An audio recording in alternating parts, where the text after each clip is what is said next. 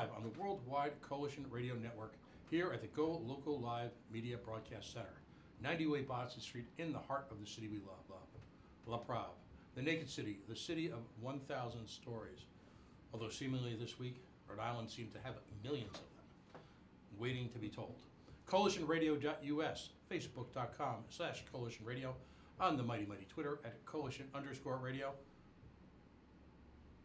These and all other shows live in perpetuity on our YouTube page. It can be accessed from the YouTube link at the top of CoalitionRadio.us.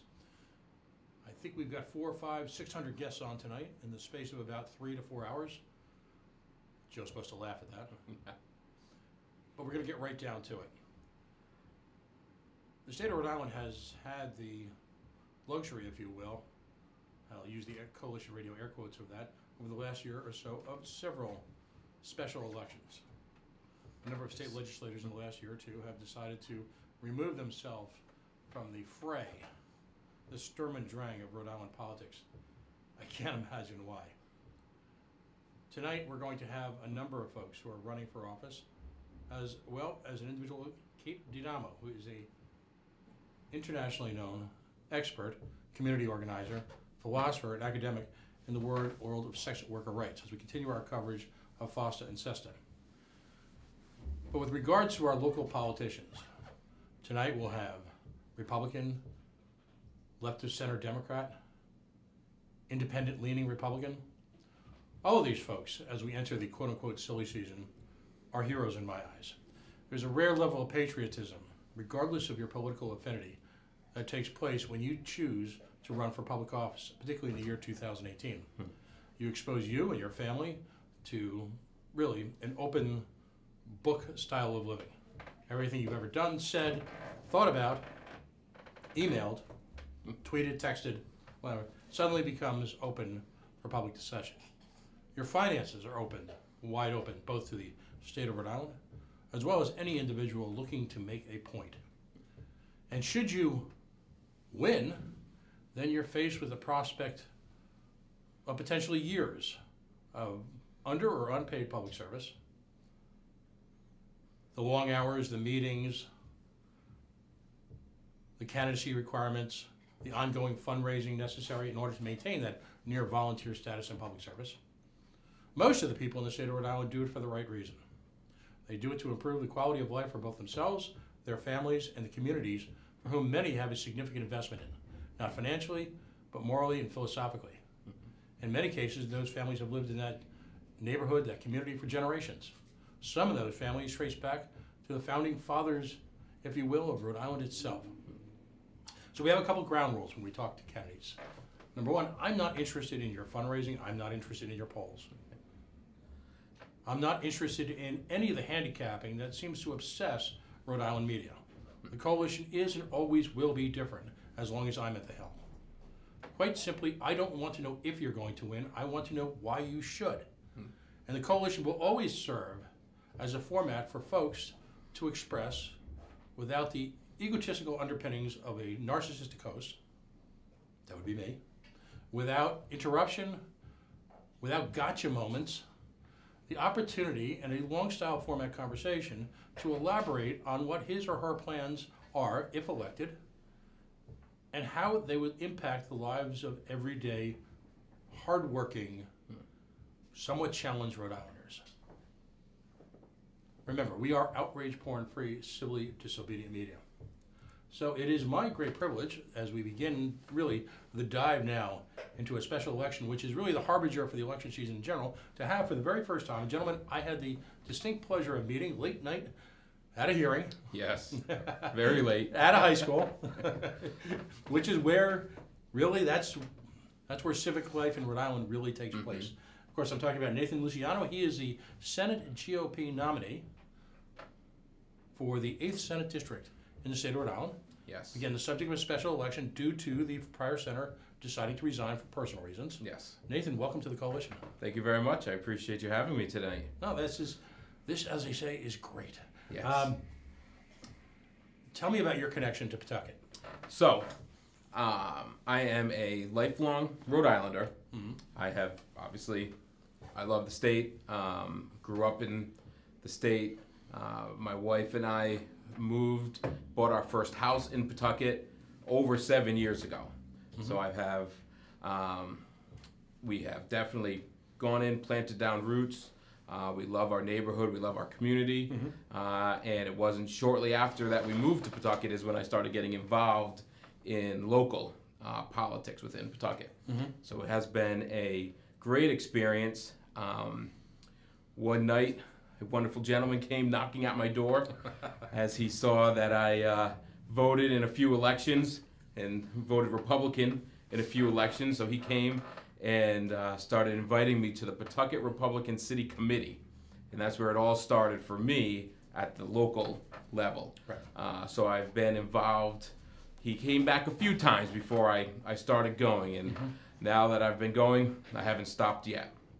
So I've been on the Pawtucket Republican City Committee for several years now.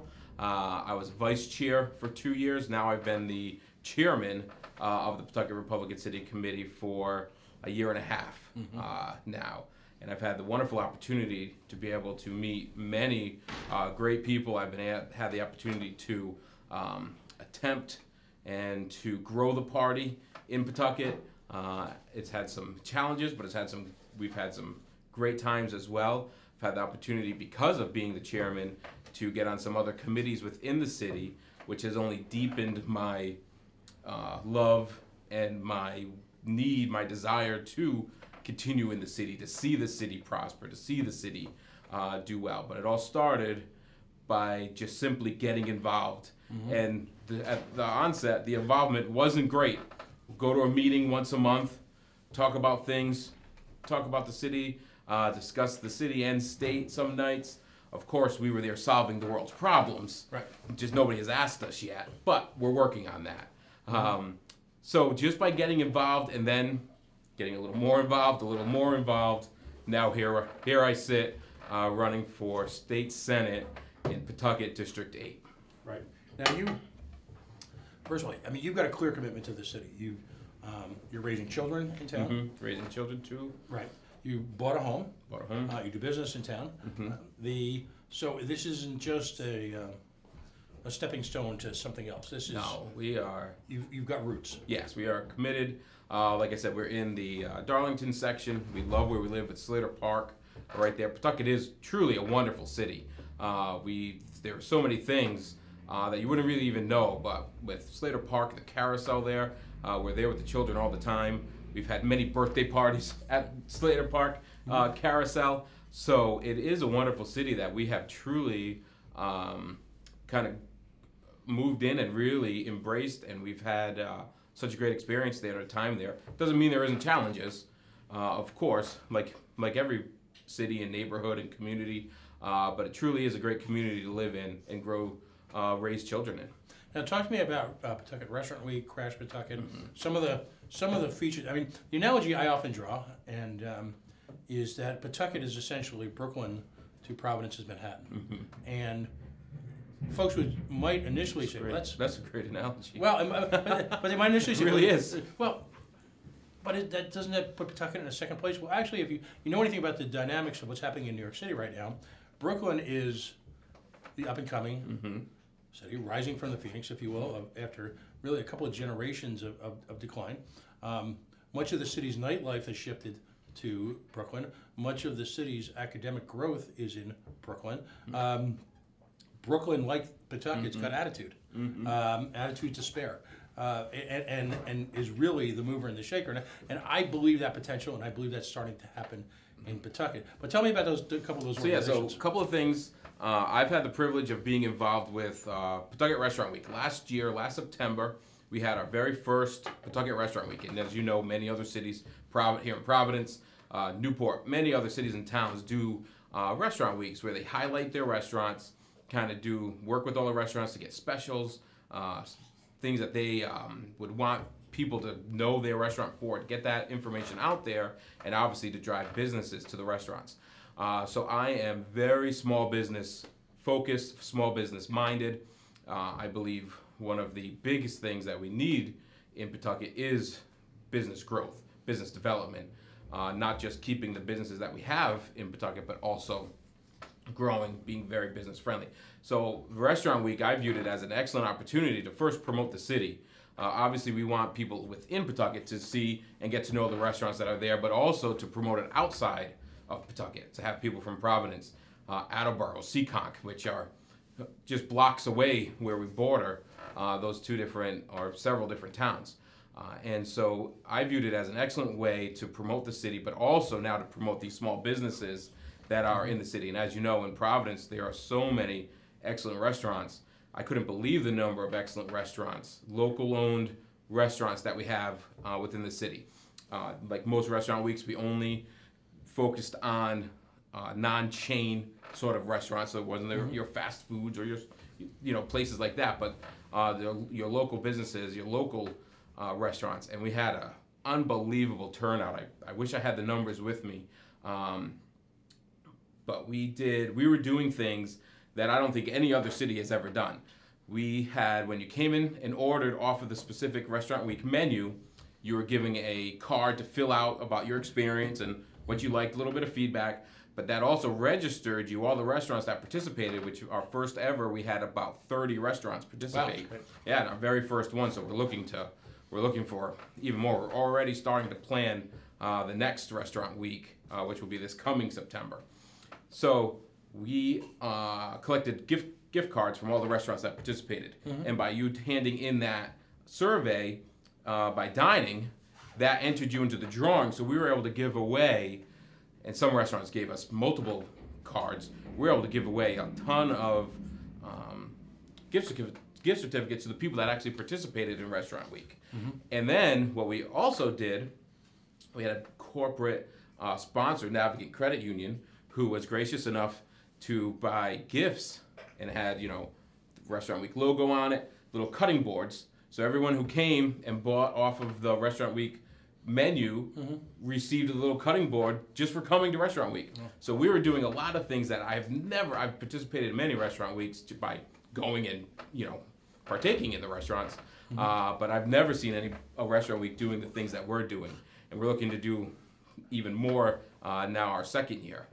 So it was a great success. We had obviously a lot of great turnout from within the city, but we couldn't believe the number of people who were coming from Providence, Warwick, Smithfield, obviously Attleboro, Seacock, all of the surrounding area, and it was a successful week. We had a wonderful time, and I know I talked to many of the restaurants personally that really said they had a great turnout and they really enjoyed it. So we are definitely looking forward to this year and having another successful Restaurant Week as well.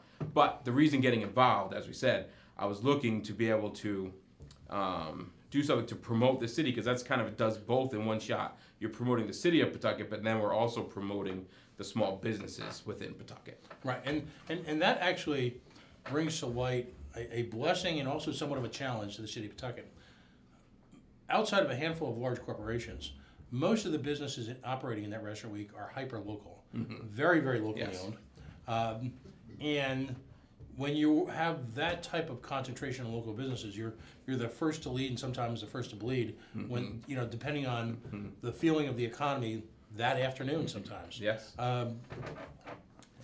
And that ties into let's get the elephant out of the if you will, the big issue. You and I met at a Pawtucket Red Sox hearing. At a Pawtucket Red Sox hearing. And I just want to give you an opportunity in the half hour, 40 minutes that we've got, to really develop on what your attitude is towards the relationship of the Pawtucket Red Sox with the city of Pawtucket, but at the same time, your feelings regarding the current structure or the current approach to retaining the Pawtucket Red Sox. So I'll let you have the floor. So yes, we met. It was the State Senate Finance hearing that they had at the Pawtucket High School, where I spoke, you spoke, many people spoke out against the state taxpayer-funded stadium. Many people spoke for a tax-funded new stadium. So how I'm coming at it, and I do not want to be the person who hates the Paw Sox and wants to see them leave. That's not the case at all. I love the Paw Sox. I think I said it even that night when I testified. Was my first experience going to a baseball game was a Pawtucket Red Sox game with my dad, with my grandfather, and I had a wonderful experience. I've taken my children to McCoy to see Paw Sox games. So it's absolutely nothing against the Paw Sox themselves. They're great. I'm a big Boston Red Sox fan, of course, growing up here in Rhode Island. So that isn't my issue. My issue is this, and I'm looking at it living in the city and now running for a seat in the city, obviously at a state level. I'm looking at as a resident of Pawtucket. Right. Our portion, Pawtucket's portion, and things may have changed. They've kind of reworked the deal a little bit, but general, Pawtucket's portion for the stadium is $15 million. Being a resident of Pawtucket, paying taxes in Pawtucket, paying pretty high taxes in Pawtucket for the perceived what we're getting in return. Right. I just don't see how, I mean, I've sat in many meetings, I've sat in City Hall where we're talking, there's just no money for this, there's no money for this, there's no money for that. But yet, we're going to find $15 million, just the city itself, let alone the contribution from the state, to be able to give to the Pawtucket Red Sox. I just don't see how that's sustainable. How we as a city can pay, and I know that's the apprehension with submitting it to the House, is they're worried about Pawtucket paying, because if Pawtucket doesn't pay, now the state backstops Pawtucket. And now the state would have the whole burden, not just their portion of it. So that's where I'm having an issue. And I'll tell you, I'm open. I want to learn. You know, I want to be educated. I'm open to speaking to all different people, hearing what they have to say. And now, being involved in this race, I have been out there knocking on doors. We had a primary. I'm not sure if we had history in Pawtucket with our primary. We had a Republican primary. It was the first Republican primary in 54 years in the city of Pawtucket. So I am thrilled to have been part of that, and I'm happy to be the one going to the general election now on April 3rd. But as I was out campaigning, as I was out knocking on, even starting with getting signatures, what an experience that was. Right. I said this, I was in a meeting earlier this week, and I jokingly said, you know, it's too bad the person didn't resign in the spring, summer, or fall. We had to resign in January, so I was out February knocking on doors when it's dark at 4 o'clock. But I've learned a ton. It was a great experience. But out knocking on doors, getting signatures, passing out information. I'm obviously very interested in hearing what the people have to say. I obviously know what I think, but I want to know what are the people of District 8, what do they think about this? So I would ask them, you know, what do you like about the city? What don't you like about the city? And of course, the number one thing is the Paw Sox. Right. That's the first thing that came up pretty much across the board with every single person I talked to, with the exception of a few people that were in the medical industry who, of course, brought up the hospital. Right. But that we can talk about. So the Paw Sox is the number one thing that come up. And the vast majority, again, that I spoke with, and I have knocked and spoken and reached out to many, many people within the district through the primary and throughout now the general election. The vast majority, same as me, want to see the Paw Sox stay, but they want to see them stay at McCoy. There is such a confusion of what's wrong with McCoy. Why can't they stay at McCoy? Why do we have to put all of this money into this brand new stadium when we already have a stadium? And then what are you going to do with the stadium that we have? Right. But overwhelmingly, the question is, why can't they stay at McCoy? And I mean, I think that is a very legitimate question of why they can't stay at McCoy. If we need to fix it up, if we have to do something with that, okay, let's do something with fixing it up and keep them there in Pawtucket, in McCoy. Now, what's interesting is in the first part of our conversation, and if you're just joining us, by the way, you're listening to the Coalition. Nathan Luciano is joining us. He is running for Senate District 8 in a special election. He's the Republican nominee. I think we can all agree that the primary process, which involved 5 candidates, yes, certainly generated a great deal of mostly positive conversation that were, as some would say, issues orientated. Even though one candidate seemed to continually go nuclear, despite his supposedly military discipline. I was very happy to be on the Republican side where Richard and I spoke, got along. We had a great primary. Right, and it was issues focused. Yes.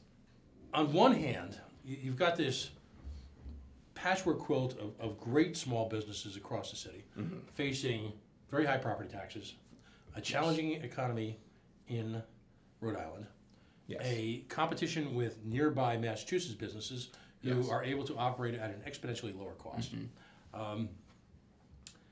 And at the same time, every candidate will always give the usual, and fill in the blank, standing headline. Did you know that most job growth is in small business?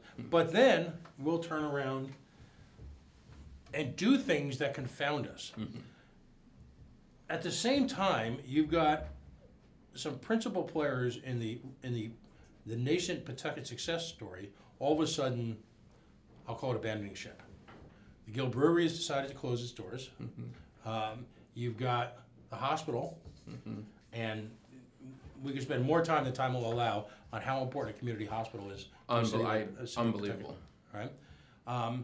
And not just the city, but the surrounding areas, because Right. the people I spoke with, nurses at Rhode Island, Miriam, who said now because Pawtucket Memorial isn't servicing that community, now everybody's going there and they're overwhelmed and bogged down. Right. So it affects more than just Pawtucket. Right, and Miriam I've been at Miriam.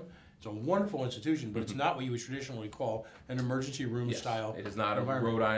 Rhode Island Hospital Trauma Center. Right. Correct. At the same time, another one of the linchpins of the downtown, and like I said, the nascent Pawtucket success story was, of course, the GAM.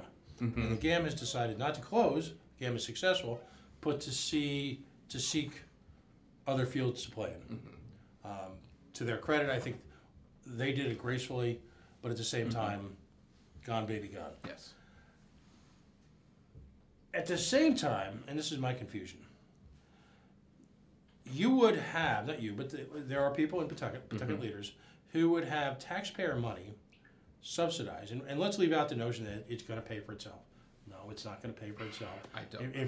If you ran a business in your business, if you didn't have to pay, if you collected sales taxes and could treat that as revenue, yeah, your business would be very profitable. Very. Very. Yeah. So you've got the real prospect in the Blackstone Valley of these wonderful local Pawtucket restaurants having to act in direct competition with a state-subsidized entertainment facility right literally in their backyard. Yes. Is that fair? Not at all. And this is my point, and this is what I've said to many people that I've spoken to. The Pawtucket Red Sox, it's promoted, it's billed as a family-friendly activity, which I agree with. I'm a family man. I have 2 young daughters. It is the perfect thing to take my children to. So, when we decided to go to a game, we went to a few games this summer. When we decided to go to a game, we have to hurry up, wrangle everybody in. We get to the stadium, and of course, the children, the part of being there is they want to get the hot dog. They want to get the ice cream in the baseball helmet. Right. That's the crowning jewel of them going. Right. Which I trip over them for the rest of the year as they continue to play with them. But they're there because they want to get the hot dogs, get the ice cream, get the things, do things. They're in the park. Now, when the game is over, 9 o'clock or later, 2 little children, I'm running home, getting them in bed, or we may not have even made it through the entire game, as many people with children know, which is no problem at all, but get home, get them put to bed. So, by having the Paw Sox brand new stadium there, I'm not going to a restaurant in the city before the game. No. The design is for you to eat there at the stadium That's the whole point. and drink there at the stadium. Right. So when I'm leaving this game with my 2 young children, I'm certainly not going to a bar afterwards where now these local restaurants and bars are getting business from the stadium. It's all designed to be kept and paid and your money in the stadium. Right. So I don't see how, by having this there, that is going to boom the business around the stadium. And at the same time, the traffic generated by people visiting the stadium will make it near well impossible for businesses in the immediate vicinity to see anything other than foot traffic from literally Going to people and on the block. And exactly, so if I were gonna say like a brand new bookstore just opened, I'm not sure if you saw that. Beautiful bookstore just opened right on the corner of Main Street. Yep. I was there actually last Friday morning for an event. It's incredible. Definitely check that out. But if it's a game day and I said, oh, I'm gonna run over there, I'm probably not going to go over there because I know I'm not going to fight with traffic, try to park, and try to get in there because the stadium will be directly across the street from that bookstore. Right, and at the same time, if you're very much a working Rhode Island family, where two people, society in a sense, the government in Rhode Island creates an environment with all these high taxes and all these high costs that two people literally have to work.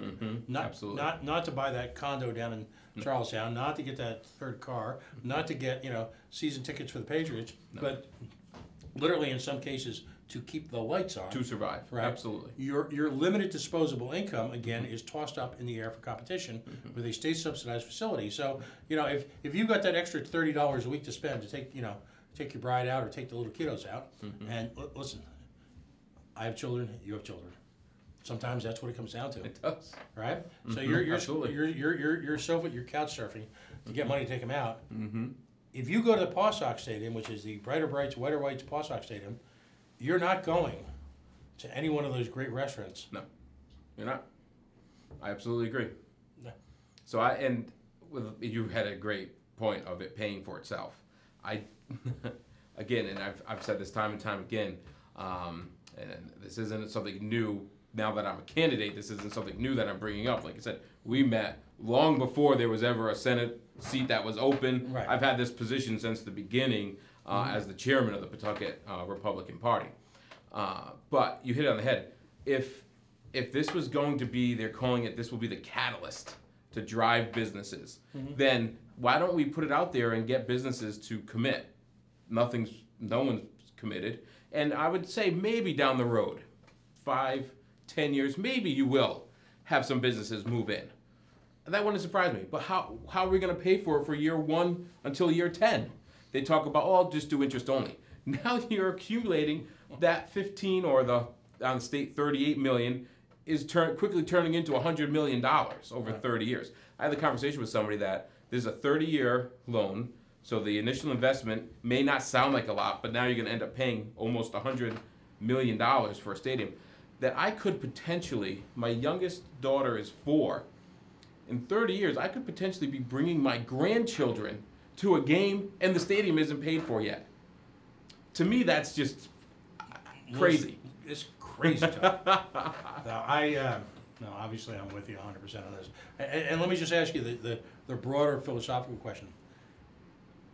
Does the government have any place interfering in private markets? That's a tough question. I don't think so. I mean, if you have, like they talk about, this is a great deal, this is a great deal. They've gone on and on talking about how great this deal is. I used to be a business banker. Yeah. I did business lending. That's what I did as a career. Until now I've switched over doing the mortgage side on residential. But I did business lending. If this was such a great deal, then the bank should be in line to do this deal for the owners, but they're not. Right. So that might tell me, with my background of a business banker, getting in, knowing businesses, knowing what banks want to lend to, they're not there. They're not in line. There is a raft of local banks who don't need to be named at the hearings, all publicly applauding it, yet at the same time, it's clear that this is, while it's a significant investment for a community to be in, that these local banks could in fact syndicate the financing amongst themselves and keep all the lucrative profits for themselves, which I think you and I are certainly not the eat the rich crowd. We believe in capitalism. And yes, absolutely. I will always say capitalism is the mechanism by which the individual can reach their full human potential. So why not? I mean, my theory is anytime you're going to do a business loan, no matter how big or small, well, for the most part, there has to be personal guarantees. So these owners are going to have to personally guarantee some stuff, and they're not wanting to do that. Well, and that ultimately, let's tie it back to the 38 Studios situation. Citizens Bank, my understanding, had a PG from Mr. Schilling. Okay. And exercised it appropriately. The state of Rhode Island did not. Because why do we need PG? We don't need those stinking PGs here. Yeah. Whereas you and I, if we went for a small SBA loan to start a little local gym of a restaurant or a pub, forget it. Forget the about house, it. Everything's on the block. The kids. No. I'm with you 100%. Folks, if you're just joining us, it's a highly compressed show. It is my hope to have Nathan come in again. Nathan Luciano is the Senate GOP nominee, if you will, for the Senate District 8 special election. So in the 10 minutes or so we've got left, let's go down some issues. I'll play issues. I'll throw something out, and you just tell me what you think the right approach is. Perfect. If I don't like it, can I pass? Yes, you Okay. can. Okay, absolutely. You know, the question to me is that, okay, I'm a nattering nabob of negativity. I'm a naysayer. The question comes to me, well, what do you do? You know, if you were to say the first thing that you should do to make the business climate more attractive for individual entrepreneurs to come to the city, what do you think the first thing is? So the first thing that's been talked about, and I'm sure many people have said the same thing, is we have to look at regulations. I know just a very simple one that has been brought up, and I know this for a fact, again, doing business banking, running into business tax returns, seeing this, is we have a inventory tax here in Rhode Island. So we have some great companies, huge furniture companies, that warehouse nothing in Rhode Island because all of that inventory would be taxed in Rhode Island, but it's not taxed in Massachusetts. Right. So where are all these warehouses? They're in Massachusetts. Right. So we've got some great mills in Pawtucket that could probably be some really nice warehouses, but yet we're not going to fill them because they're going to be taxed on the inventory. They can go 3 blocks. The nature of our state is we have to be competitive. My house is 3 blocks behind me is Seekonk, and probably 5 blocks is Attleboro. Right. So we have to be competitive where we are, Right. with the proximity of other states. And so that's just one basic example of we're falling short in the state. Right. So then the next point that will be thrown back at, because I agree with 100%. I also believe the sales tax. If you wanted to break glass, add water, emergency, you know, you lower the sales tax, and you've got instant economic activity. I mean, almost lower the sales tax, and whoa, here come the cars. The question, of course, is then how does the city and how does the state pay for the absence of that revenue? Well, again, if you're now being more business friendly, you would hope that businesses are going to come, and you're getting that business revenue now for taxes, all the different things that come along with having a business. Right. And to me, one of the big things is we have a wonderful city in Pawtucket. Great families, the neighborhood. I can't get over in my neighborhood the people out walking, dogs, their children. They're out all the time. It's incredible. So we have a great community there in Pawtucket. And being on the mortgage side by day, I see where you have people that have good jobs come into a community, buying houses. Now your property value is going up. I know a great way that they got taxes. They just reassessed my house, and it went up about $50,000. Right. Which is great, except I can't. I don't know if I'd sell it for that. I would be able to sell it for that, but they're going to collect taxes on that. But again, that wouldn't be an issue if taxes were in check. Right. And so your values are higher. So now you see the value of paying that in taxes because you're in a wonderful area and because you have these great businesses or a great job right there in the town, in the neighborhood. Of course, then we need to talk about the hospital situation. The Pawtucket Fire Department has got a rather provocative Twitter feed under the guise of their local union. Okay. Yes. Interestingly enough, the current knock against most municipal employees is that all they're in it is for the money. I've watched this Twitter feed over a considerable amount of time. I've had a couple of conversations with folks who work there off the record. They are screaming not for more money for themselves personally, but for resources. So particularly in the light of a post-hospital era, that they can effectively serve. In the conversations I've had, and I've watched them, I see no artifice, I see no personal selfishness. I see a group of firemen and women who are pointing out the challenges that they've got because of lack of support. What are your thoughts about the Pawtucket Fire Department right now? So, station closings, things like that. So I mean, to me, public safety, firemen, policemen are incredible. We absolutely need them, and not just because we need them to come when we have a problem, but we need them in our community. They do wonderful things in the community. So I'm very much a supporter, obviously, of fire, police, and I'm a huge supporter of we have to keep our community in our neighborhood safe. And that starts with fire, rescue, police. And so by closing stations, by closing hospitals, now instead of them, if there's an accident or a problem, an emergency, them just driving 2 or 3 minutes down the road, now they're having to go all the way to Providence or somewhere else further. Now they're spread even thinner than they already are, because I'm sure they're already very much overworked for what they're doing. So it does create a host of problems that isn't just, like I was saying before, that just isn't, okay, a hospital closed or a fire station closed and oh, we lost a couple more jobs. It's a lot more involved than that. It's a lot more involved than just losing a few jobs here and there. The schools. Schools. There have been some significant upgrades in a handful There of have, schools. I will say, yes. Right. But at the same time, the educational environment that and this speaks right to your state role as well as, if you will, acting as a shepherd to the Pawtucket local level. What do we do about education in the state? I mean, is it time for more choice? Is it time for more alternatives? I definitely wouldn't be opposed to more choice, to I'm losing my train of thought here with the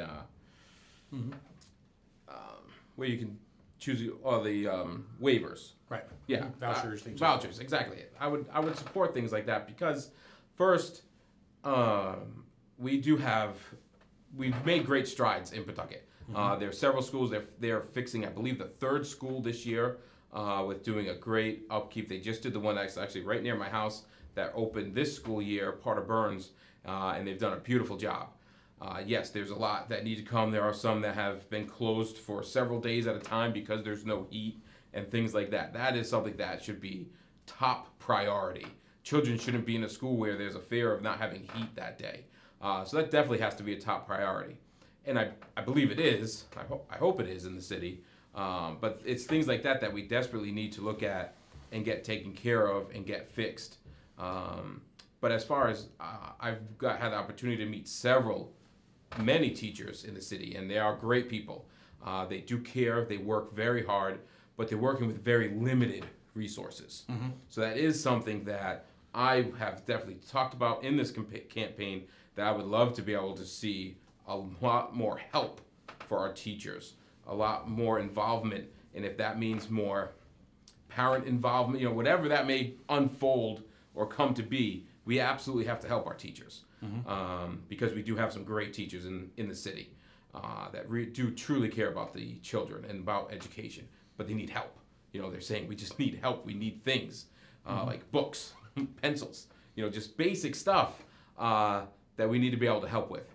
Obviously, the maintenance and the upkeep of schools across the state has been an issue, but I know I've heard of different bonds and different programs that are there that I think we do have to take advantage of, because this is something very important. I mean, we're talking about not just, obviously it's something near and dear to me because I have small children, but we're talking about the future of our state, the future of our city, with these children going to school. And by them being in a good environment, a learning environment that will help them do even better there in school. So we absolutely have to support and help come alongside of our teachers and help them, as they are doing a great job, but they're doing as much as they can with as much as they have. So that is something that I think we do have to look at. And, as much as I think spending money on a stadium is crazy, these are things where we do have to spend some money in, is education.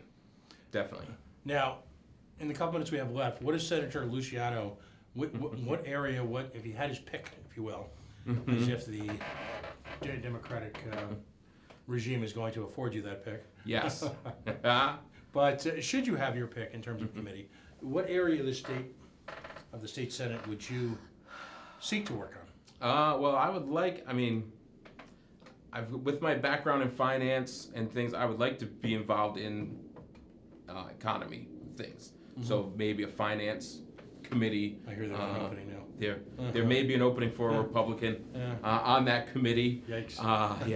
But we won't talk about that. How about those Red Sox? Those far side. No. So something like that definitely interests me, just because of my background and because of the field that I've been in and have been in. I think that would be a great thing to get involved in and be able to help, and hopefully make a difference. I got involved. I'll tell you just very quickly.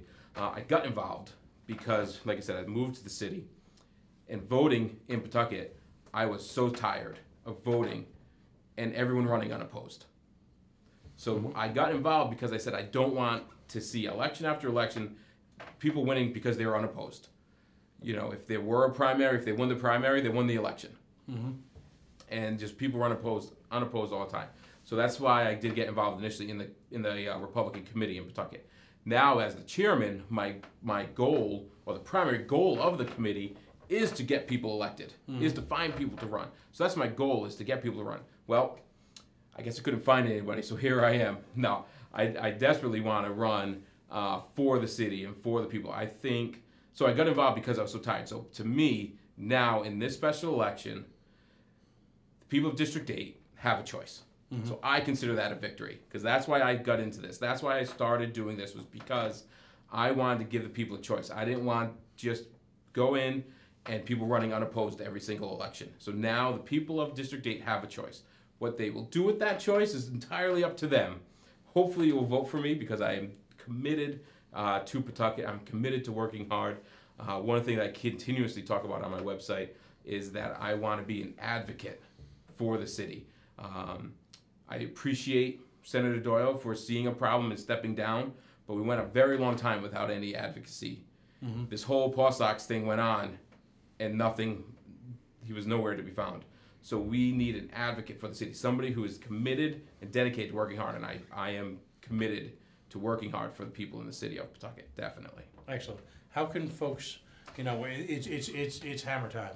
That's the next right. week and a half, this is Week and a half. Special elections, this is when people all of a sudden wake up to the notion that, yikes, there's Yes. an election. I've gotten several messages just today, actually, but earlier throughout the week. So please follow me. You can follow my campaign on Facebook. Facebook, obviously, facebook.com/Nathan4RI-Senate. And then my website is very simple, www.Nathan4Senate.com. Very simple. There you go. And in our pre-show publicity, we used a link, I believe, to your Twitter page. Yes. Where folks can find you as well. And all the information's there. And all the information's there. And of course, the mother's milk of all politics, even when you're running a hard-fought independent campaign, is of course money. Yes. Folks who are likely to support Nathan need to understand that campaigns cost money.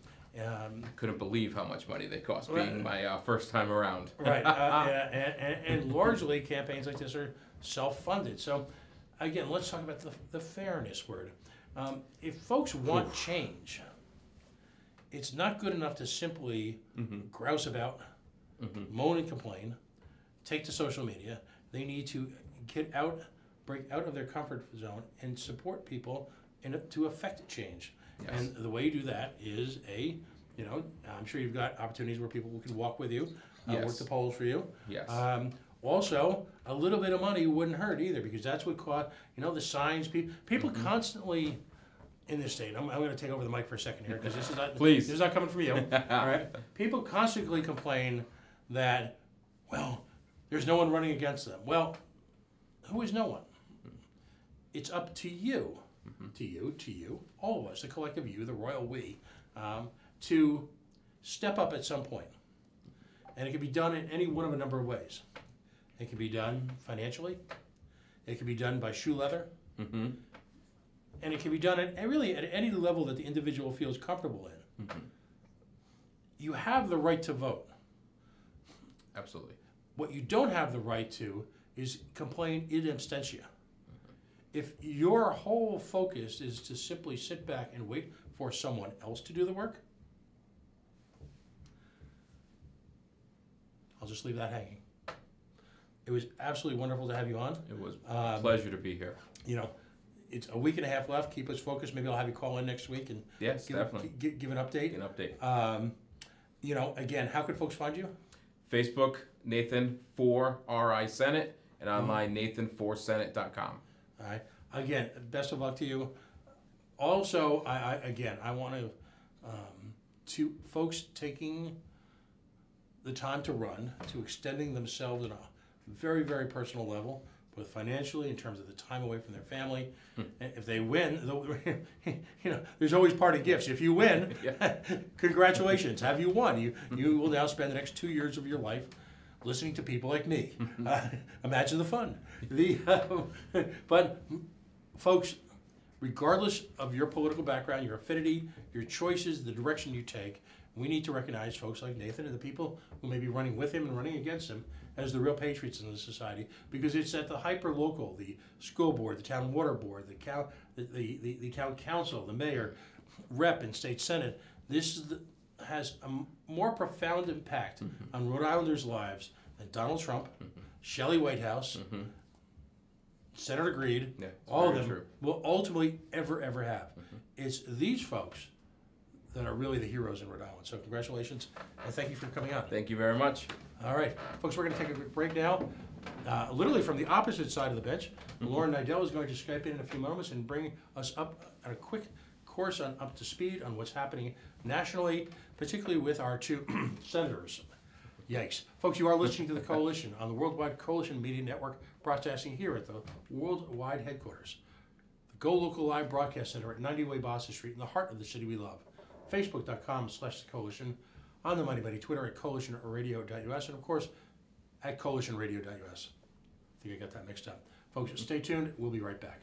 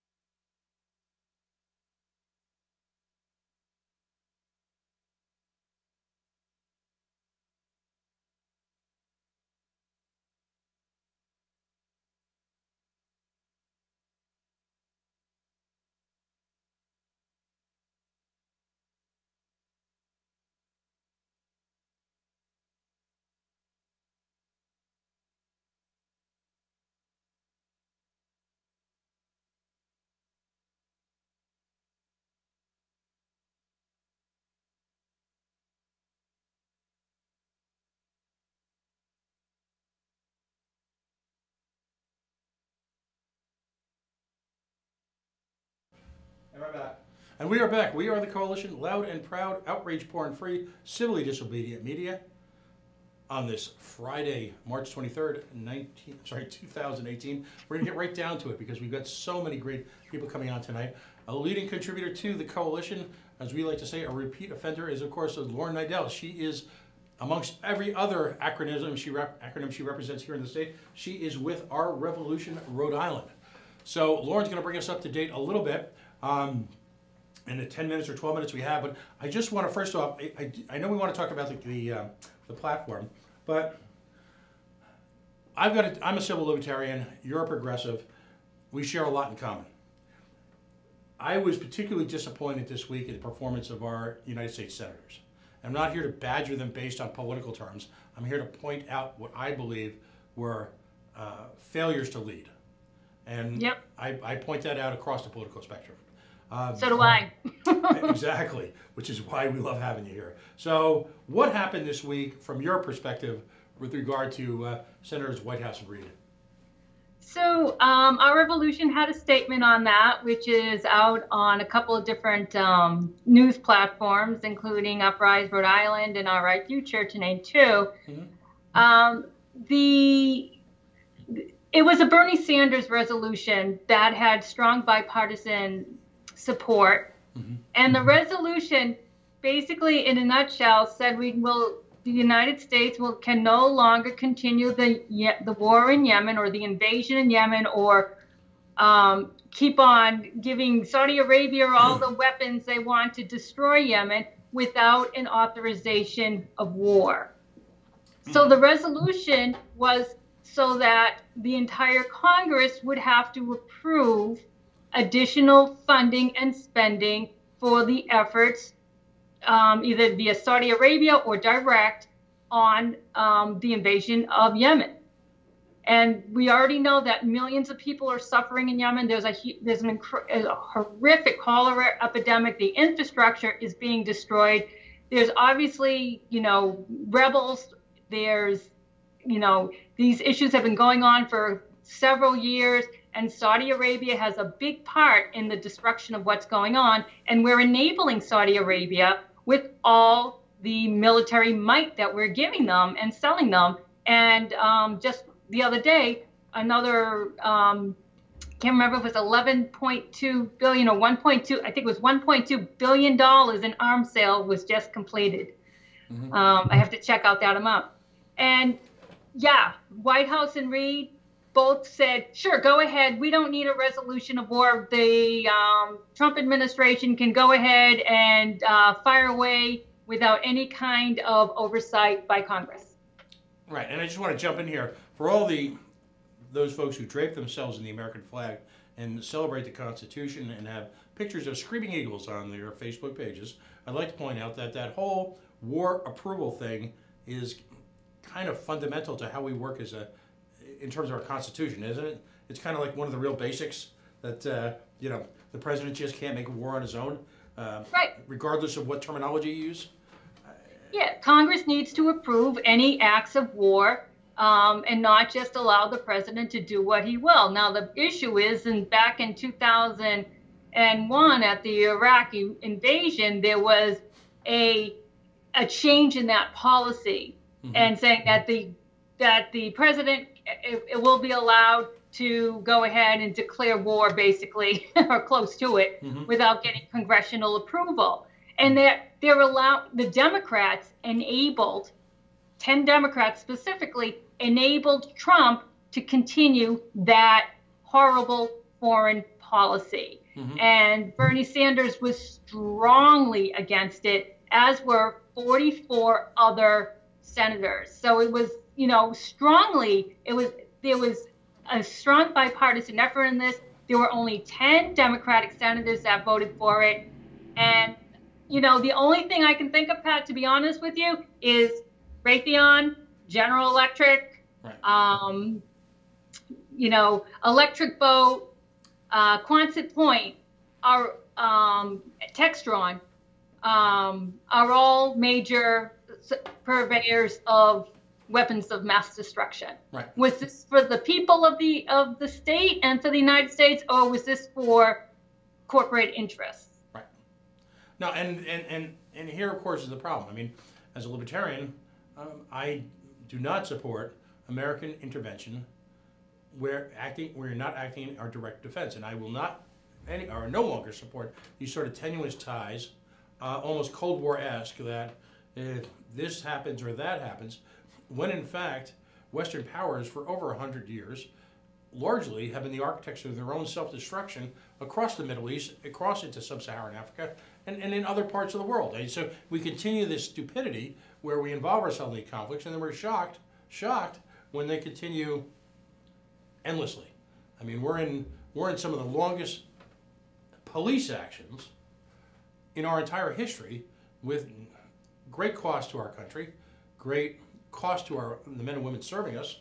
I just like to point out, for all those folks who claim to respect the military, Lauren, as I do, I have family members in the military, I believe that the way to respect them is to not to engage them in foreign interventionism at the expense of their lives. That's it's not rocket science. You destroy. I mean, they're going in. They're destroying the infrastructure. The civilians' population has been decimated. It creates an environmental catastrophe.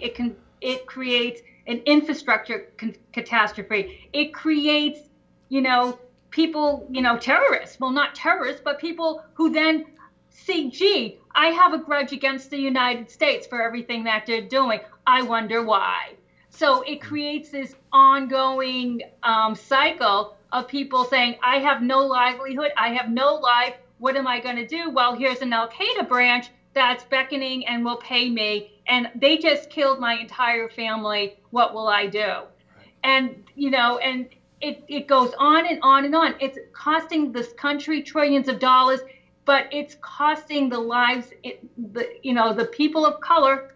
They're not white, right? The people of color, their lives are not being considered with this. It's just saying, yeah, Reed said basically, yeah, we understand all the issues that are going on, and there are all these atrocities, but, we can't let, the other side outdo us. So we have to continue providing as much support as possible to our friends and allies, Saudi Arabia and United Arab Emirates. Right. And it's Saudi Arabia is a terrorist country. I mean, it's a terrorist country. They behead people. They put people in jail for, all the time without any reason. They kill and destroy, maim, and it is a terrorist country. And yet they're our best allies. Well, we gotta remember, or one of our best allies, with the exception of maybe Israel in the Middle East. Remember, Lauren, you got to remember, but they're our terrorist country. And if I can quote an immortal moment from the movie Animal House, you can't do that to our terrorist countries. Only we can do that to our terrorist countries. So I just want to point out, because we only got a couple minutes, my disappointment, I should say disappointment, my anger, if you will, with Senator Reed and White House, was their support of a legislation called SESTA, which we'll be covering in the next hour. And again, as a civil libertarian, as someone who respects also the rights of women and the rights of men and women to engage in consensual sexual activity, the notion that we would again start to not just chip away, but blow holes in our civil liberties in this crazy attempt to legislate some sort of twisted morality, which has no base in fact. Again, when you look at both of our perspectives, I would rate our Senate contingent this week a 0.0 on the personal freedom and also on the courage meter, because in a situation like this, in both cases, they had the opportunity to vote their conscience, because quite frankly, the outcomes were preordained. You have an opportunity to vote your conscience, and also, as a member of the most prestigious men's club in America, you have an opportunity to stand up and give voice to what is right and to object to what is wrong. And yet, both of them, in both cases, failed miserably on every single level. And I don't know what the answer is at this point, but there needs to be some accountability for them. They need to come and answer to us and not just throw cliches our way, because quite frankly, the people of Rhode Island and the people of the world deserve better, don't they? Yeah, I mean, I think we also have the issue here where, this was especially with the resolution that Bernie came up, they know that this is a Bernie state, that the primary went to Bernie, that 55% of the population and Democrats voted for Bernie. And they know that his presence is still important in our state as well as is across the country. Mm-hmm. They know it. And they know that, his resolution was something that had wide range support. national support, and certainly it had support of people in this state. And to just totally disregard that, and come up with that, well, we can't allow the Yemen war to stop. The resolution was not saying that. The resolution was saying that we want Congress to vote on whether or not we should let the Yemen war continue. And they misrepresented in his speech. He misrepresented what the resolution was all about. He kind of coded it like, oh no, we can't stop Yemen war because of all, because it would create more of a disaster, a catastrophe for the people of Yemen. That's not what the resolution was. So that's what infuriated me, as well as the fact that they voted against what they know was the conscience of the Rhode Island people, especially the Democrats and, progressives, the Bernie progressives. And they voted on the side of militarism, the military industrial war complex, the producers of weapons of mass destruction, and Trump. They enabled Trump. That's the big thing. They said, Trump, go ahead with your foreign policy. And then what happens a couple of days later? Who do we have now? The Nationals, who's the head of the security? I mean, God, Bolton? I mean, and they didn't even blink an eye. They said, well, Bernie's resolution was good, but I mean, it's mind-blowing. It's mind-blowing that they would want to give Trump all that power without allowing the congressional members to vote. Right. And it is something that will not be forgotten. And it's something that progressives are extremely upset about. And I'm sure others, libertarians as well, anti-war, members of the society. And I'm sure this is not just in this state. I've seen the 10 senators of shame posted at least 50 times from different sources, and Reid and Whitehouse's names are prominently displayed on that. Well, listen, we've got to run. It's a short segment this week, but let's continue next week. I know you want to talk. So there's platform issues that are coming up that are real. They're important. Let's try and carve out some time next week to focus on it. Again, Lauren Nidell from Our Revolution RI. She can be found everywhere, including places like the Coalition, including RI Uprising, and of course RI Future. All great websites, all worth your time. Lauren, thank you. And you can find me on United Against Clear River Energy Center as well. That we're gonna pick up on that next week, because that's where we're going to head again. Folks, Lauren, thank you so very, very much. It was always a pleasure, Pat. I love being on the show. Thanks, buddy. Folks, we're going to take a very quick break right now. Joining us in just a moment, Katie D'Adamo. She, of course, is intimately involved with the fight against FOSTA and SESTA, and in advocating in behalf of sex worker rights internationally. We are the Coalition. We will be right back.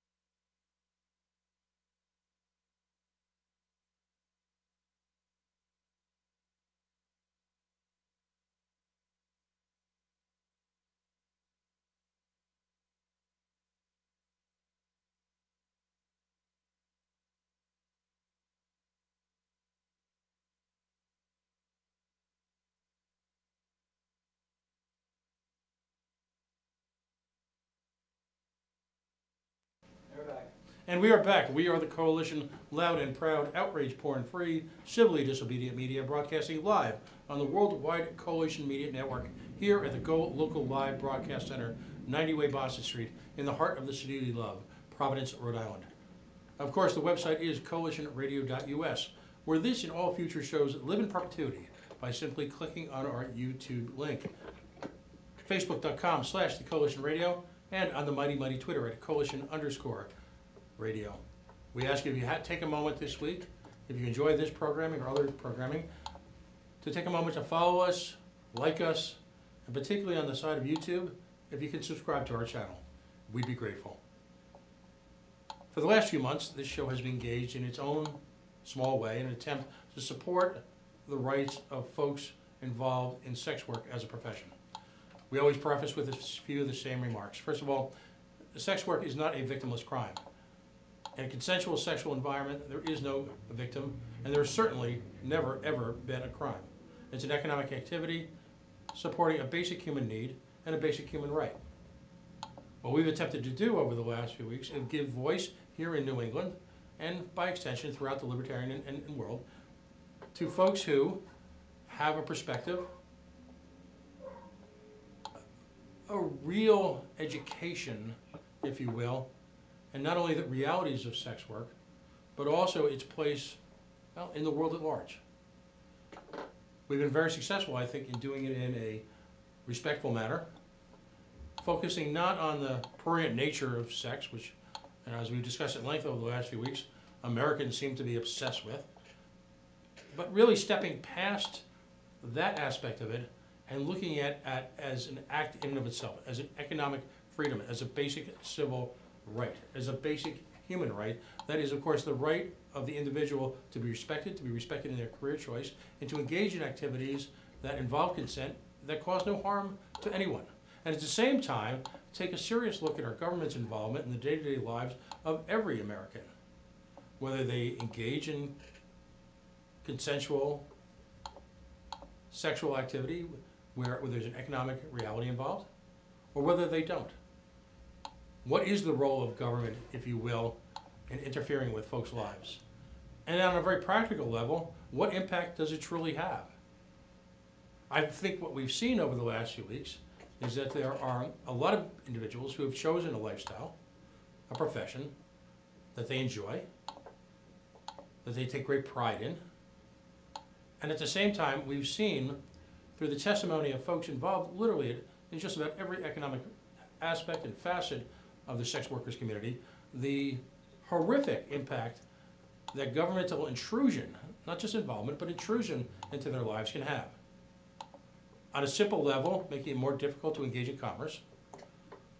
On a far more serious level, literally putting the lives of those that they purport to help literally at risk. Over the last few weeks, we've asked folks here in the listening audience of the Coalition to reach out to their congressional leaders and point out the realities that we've learned firsthand from some wonderful people. Sadly, over the past few weeks, almost typically, our leaders have failed us. One of the prime organizers and someone who's been intimately involved in just about every aspect of, well, we'll call it community organizing, workers' rights, a philosophical debate, is Kate D'Adamo. She's a longtime sex worker rights advocate with a focus on economic justice, criminalization, and public health, and a partner with an organization called Reframe Health and Justice. Previously, she was the national policy advocate of the Sex Workers Project at the Urban Justice Center, focusing on laws and policies impacting folks who trade sex, including, amongst other things, the criminalization of sex work, anti-trafficking, and HIV. This work is and continues to be informed through her work as a lead community organizer for the Sex Workers Outreach Project, the New York City chapter, and the Sex Workers Action New York. In this role, she developed programming, provided peer support, and advanced political advocacy for the rights and well-being of all people, regardless of background, race, ethnicity, all people, straight, gay, trans, throughout the LGBT community who are involved in the sex trade. Kate D'Adamo, welcome to the Coalition. You grace us by being here tonight. Hi, hello, thank you for having me. So here we are now, tragically this week, the United States Senate, the most influential men's club, if you will, in the world, decided to largely ignore the realities that were being presented to them, I think, in a cogent, coherent, not overwhelmingly emotional manner, in a very professional manner to them by folks involved in the community, folks in the Ally Network, folks in the academic community, and including folks in the law enforcement community who are pointing out the folly of their ways. What happened? I think that this is a really prime example of what happens when people who develop laws don't really understand how a lot of this stuff works on the ground. Mm-hmm. When you read policies, often they're very abstract. There's a lot of language that can be interpreted a lot of different ways. And especially when you're dealing with criminal law, you're thinking about things like how it's going to be interpreted by the courts, how it's going to be interpreted by the Department of Justice, what recommendations you can make. But that is always going to be different from what it actually looks like when it plays out in the lives of people. And so what we saw was a lot of conversation, a lot of dialogue, a lot of policy assumptions that were proven radically untrue in the last 48 hours. Mm-hmm. And so, what this... Sorry, go ahead. No, I was going to say, do you get the sense that if this debate had been able to be continued for, say, another month, that folks are finally opening their eyes, that folks, mainly through the work of your organization and other advocacy groups, are finally getting through to them? Possibly. I think that another month of conversation and debate would have been great. I think that, part of this was that the bill had been around for 2 years, and why haven't we heard this before? And it's because Congress made the same mistake that is really made every single time. They didn't engage people who are going to be impacted by this bill, because the folks impacted are the folks that never get heard. When was the last time that we saw a bill that was being debated about benefits, about housing benefits, that engaged people who are going to be living in that housing? Mm-hmm. When was the last time that we really had a conversation about accessing women's health care with someone who was on Medicaid? And so, when you're talking about another month of debate, the question is not whether or not there was another month. It's whether or not it would have been it would have been a longer debate that was really had by the people who are impacted by these laws, the people who are engaging on these platforms, the people who are impacted by the shutdown of these platforms, and, by tech folks who host these platforms, because they definitely got a seat at the table. But, who didn't was service providers to trafficking victims, was, sorry? No, go ahead. Were the people doing investigations of trafficking, the people who actually use a lot of these platforms to improve trafficking investigations. And, those were often drowned out by platforms that were not going to be impacted, and by a lot of people who aren't using these platforms to survive. Right. So would you say then that it was a willful ignorance of the United States Senate this week, who decided to do literally drown out opposing voices out of just sheer political gains? I mean, Senator Portman, what do you say to an individual like that who takes such great pride and receives so many accolades by his brethren for a bill that is so contemptible? I'm not going to ascribe intention. All I'm going to say is that I know the conversations weren't happening until a couple weeks ago. I know that those conversations are generally not happening, and it's because, there's a range of work that I do, and a chunk of it is on Capitol Hill. And a lot of my conversations are with staffers who are really engaged and are really curious, but are also saying, we're not hearing these voices, and we're not having these conversations. And that has a lot to do with who gets funded to be on the Hill and who doesn't. And so, did someone do something for political gain? Sure. Did someone do something for political gain that they genuinely thought was going to help? Sure. Did someone do something for political gain that they knew was going to harm? Sure. All of those things can be true, and I really don't care what the motivation was. All I care about is what the impact is and how we move forward to mitigate that impact. And I am very committed to having more conversations with every single office that we spoke to and saying, great, you did this. It went a very different way than you were telling me it was going to. Now let's fix it. Now, I had the good fortune of you inviting me to at least be able to listen in on yesterday's conference call. And I know you had another one this evening with activists and participants literally from around the nation. Yeah. And so you've got this complicated landscape.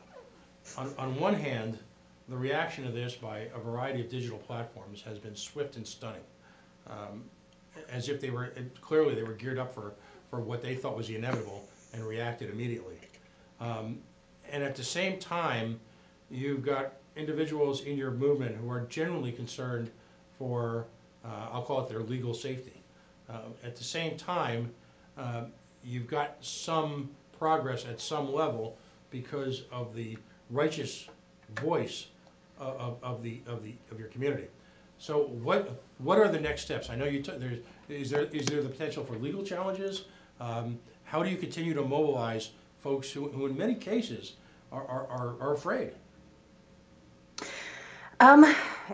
Yeah, the question of mobilization is always really difficult. And I think that right now, one of the things that we're looking at is a landscape where a lot of people are mobilizing, which is really exciting. Mm-hmm. When we're talking about the sex worker community coming together, I think that, it is not, it is not wrong to say that this has been a mobilization effort that is, a little shocking and kind of amazing and really inspiring. Mm-hmm. And it's happening because there's a lot of people who are afraid right now.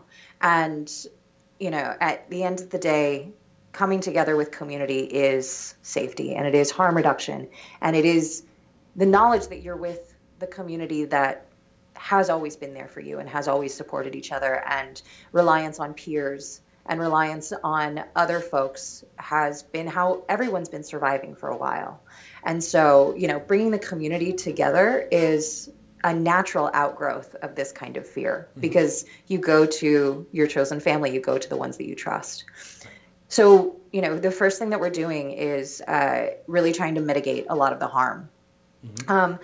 And I actually was on a phone call today with someone who said, are you reaching out to Congress right now? And I said, I will, but I have to answer my community first. And so it's on my to-do list, and I'll get to it tomorrow. But right now, we're really talking about safety and harm reduction. Mm-hmm. And so, after that, it's also about really recognizing that this is a moment to get angry, and it's a moment to engage. Mm-hmm. And being able to provide that support and to provide that training and to recognize that we have to be in these conversations, and that means showing up for these conversations, is something that is not lost on people.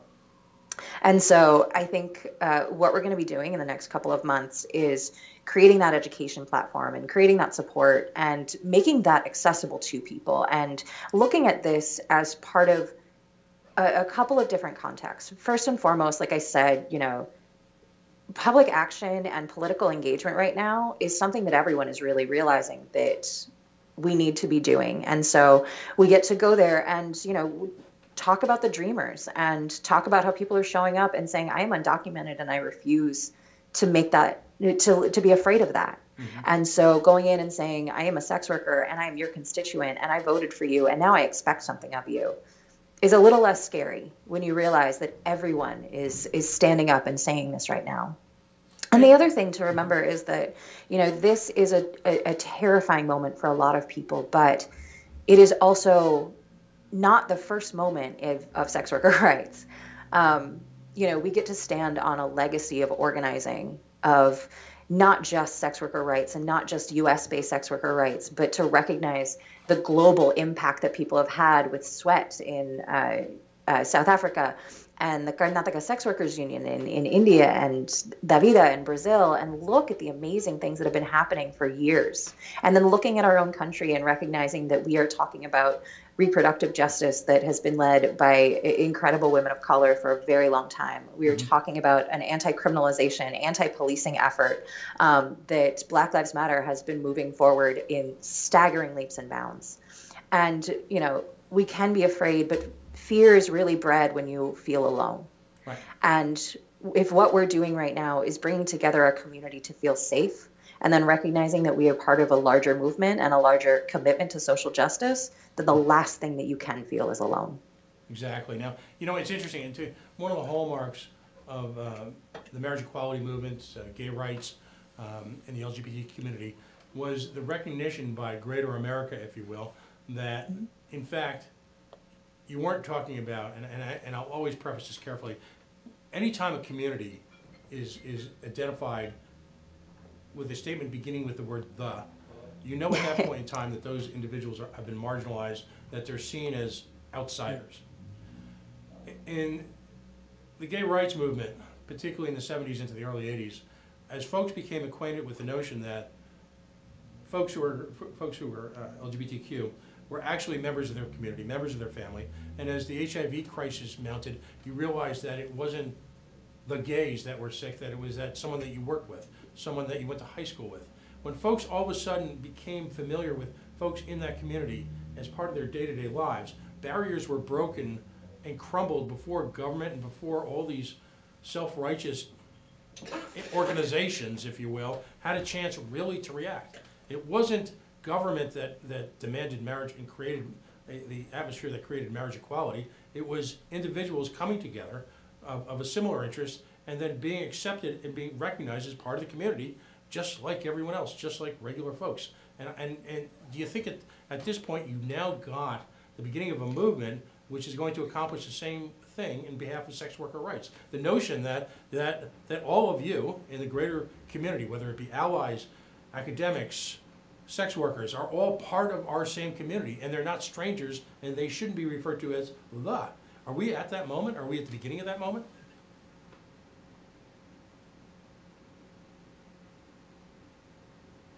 Oh, did we lose her? Oh, sorry, I lost you for a second there. Oh, there you go.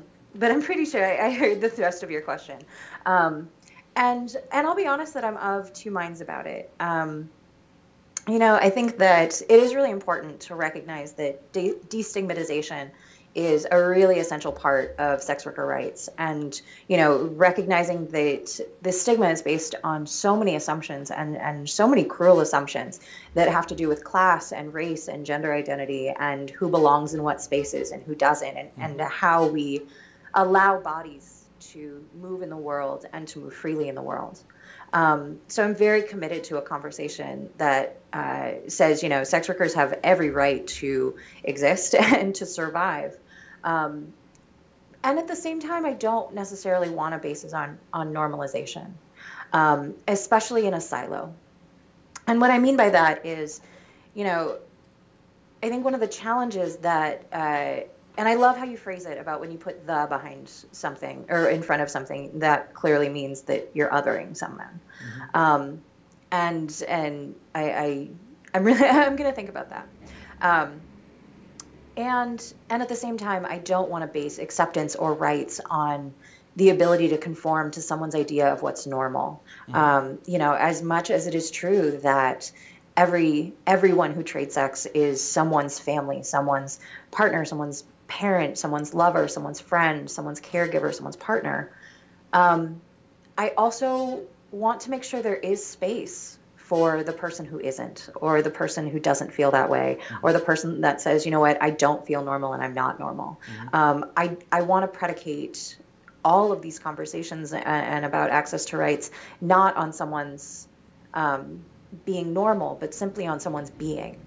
And so a lot of the work that I do is about, you know, lifting up voices and saying that this person has space and deserves space and deserves conversation. And at the same time, a lot of what I actually just go in and talk about it, and very much so when I'm talking to Congress, is like, I don't care if you think that sex work is normal or not normal. I don't care if someone is a mother and therefore. What I'm saying is that these policies and the way that they're being enacted is enacting violence and it's enacting cruelty. And so don't necessarily normalize your relationship with sex work if that feels uncomfortable for you, but don't normalize your complicity in violence, and don't normalize the way that we enact laws and policies that take people's lives and undermine people's health and basic well-being. And so I think that there is a really important long-term conversation about what it means when we say community, and what it means when we connect to each other and who connects to whom. And so much of the conversation that I'm having is so much more basic than that. And it is, please stop killing this community. Right. It's interesting because in a very sense, I hope I don't horrify you with this, but it's a very, very libertarian concept. And the libertarian concept is that we call ourselves voluntarists. There are rights subscribed to you as a human being, I should say, simply by your existence. And those rights should not be taken for granted. Those rights cannot be revoked by a government, by a body of people who will decide on your behalf. We voluntarily consent to be governed, a consent that we withdraw we should maintain the right to withdraw at really any time. So, in your own way, you're describing a very libertarian concept. Folks, if you're just joining us, we are the Coalition, loud and proud. Of course, as always, we are outrage porn free. Joining us on the line via the miracle of Skype is Kate D'Adamo. She is formerly the National Policy Advocate at the Sex Worker Projects at the Urban Justice Center, and currently she's a partner with Reframe Health and Justice. That can be found at reframehealthandjustice.com. She's one of the leading voices in the sex worker rights movement, carrying on really a multi-level, shall I appropriate the term from our president, a 3D game of chess, if you will. Sorry, couldn't resist. With national policymakers at the highest level, and at the same time working with organizations that really dot the nation, whether it be SWAP Behind Bars, any one of literally the dozens of organizations that work in conjunction on the ground, supporting both the lives and the rights of folks, whether they be straight, gay, trans, bi, involved in the sex worker community. As we've come to realize over the last few weeks in the Coalition, that can revolve around any one of a number of roles, whether it be telephone-based, whether it be fetish, whether it be the traditional descriptions of sex work. Regardless, clearly there are historical challenges being meted out against their civil and actually human rights. I don't want to obsess over the digital aspect of this, but it's an important part of the conversation, not because it's techie, but because fundamentally digital platforms have evolved over the last few years, which on a very practical, basic level have afforded folks in the sex worker community a lot of safety and a lot of opportunity to communicate, a lot of opportunity to coalesce, a lot of opportunity to protect themselves. Across the nation, we're realizing today that a lot of those digital platforms are either going silent or are certainly being neutered. I'm not asking you to give out strategy, but I'm assuming that you're going to be working within the community to essentially develop your own communication, correct? We have definitely a lot of conversations that are happening right now that are about how to stay safe and how to really make sure that information is available. And I'll be honest, I'm not a tech person. It feels very strange to be on the same side and listening to these conversations about what platforms could look like. And I'm like, I don't know what Kik is, and I don't have WhatsApp. So, it's definitely challenging to think through some of it. And I think that the conversations that we're having right now, though, are really about, how much of this has to go analog, how much of it has to become,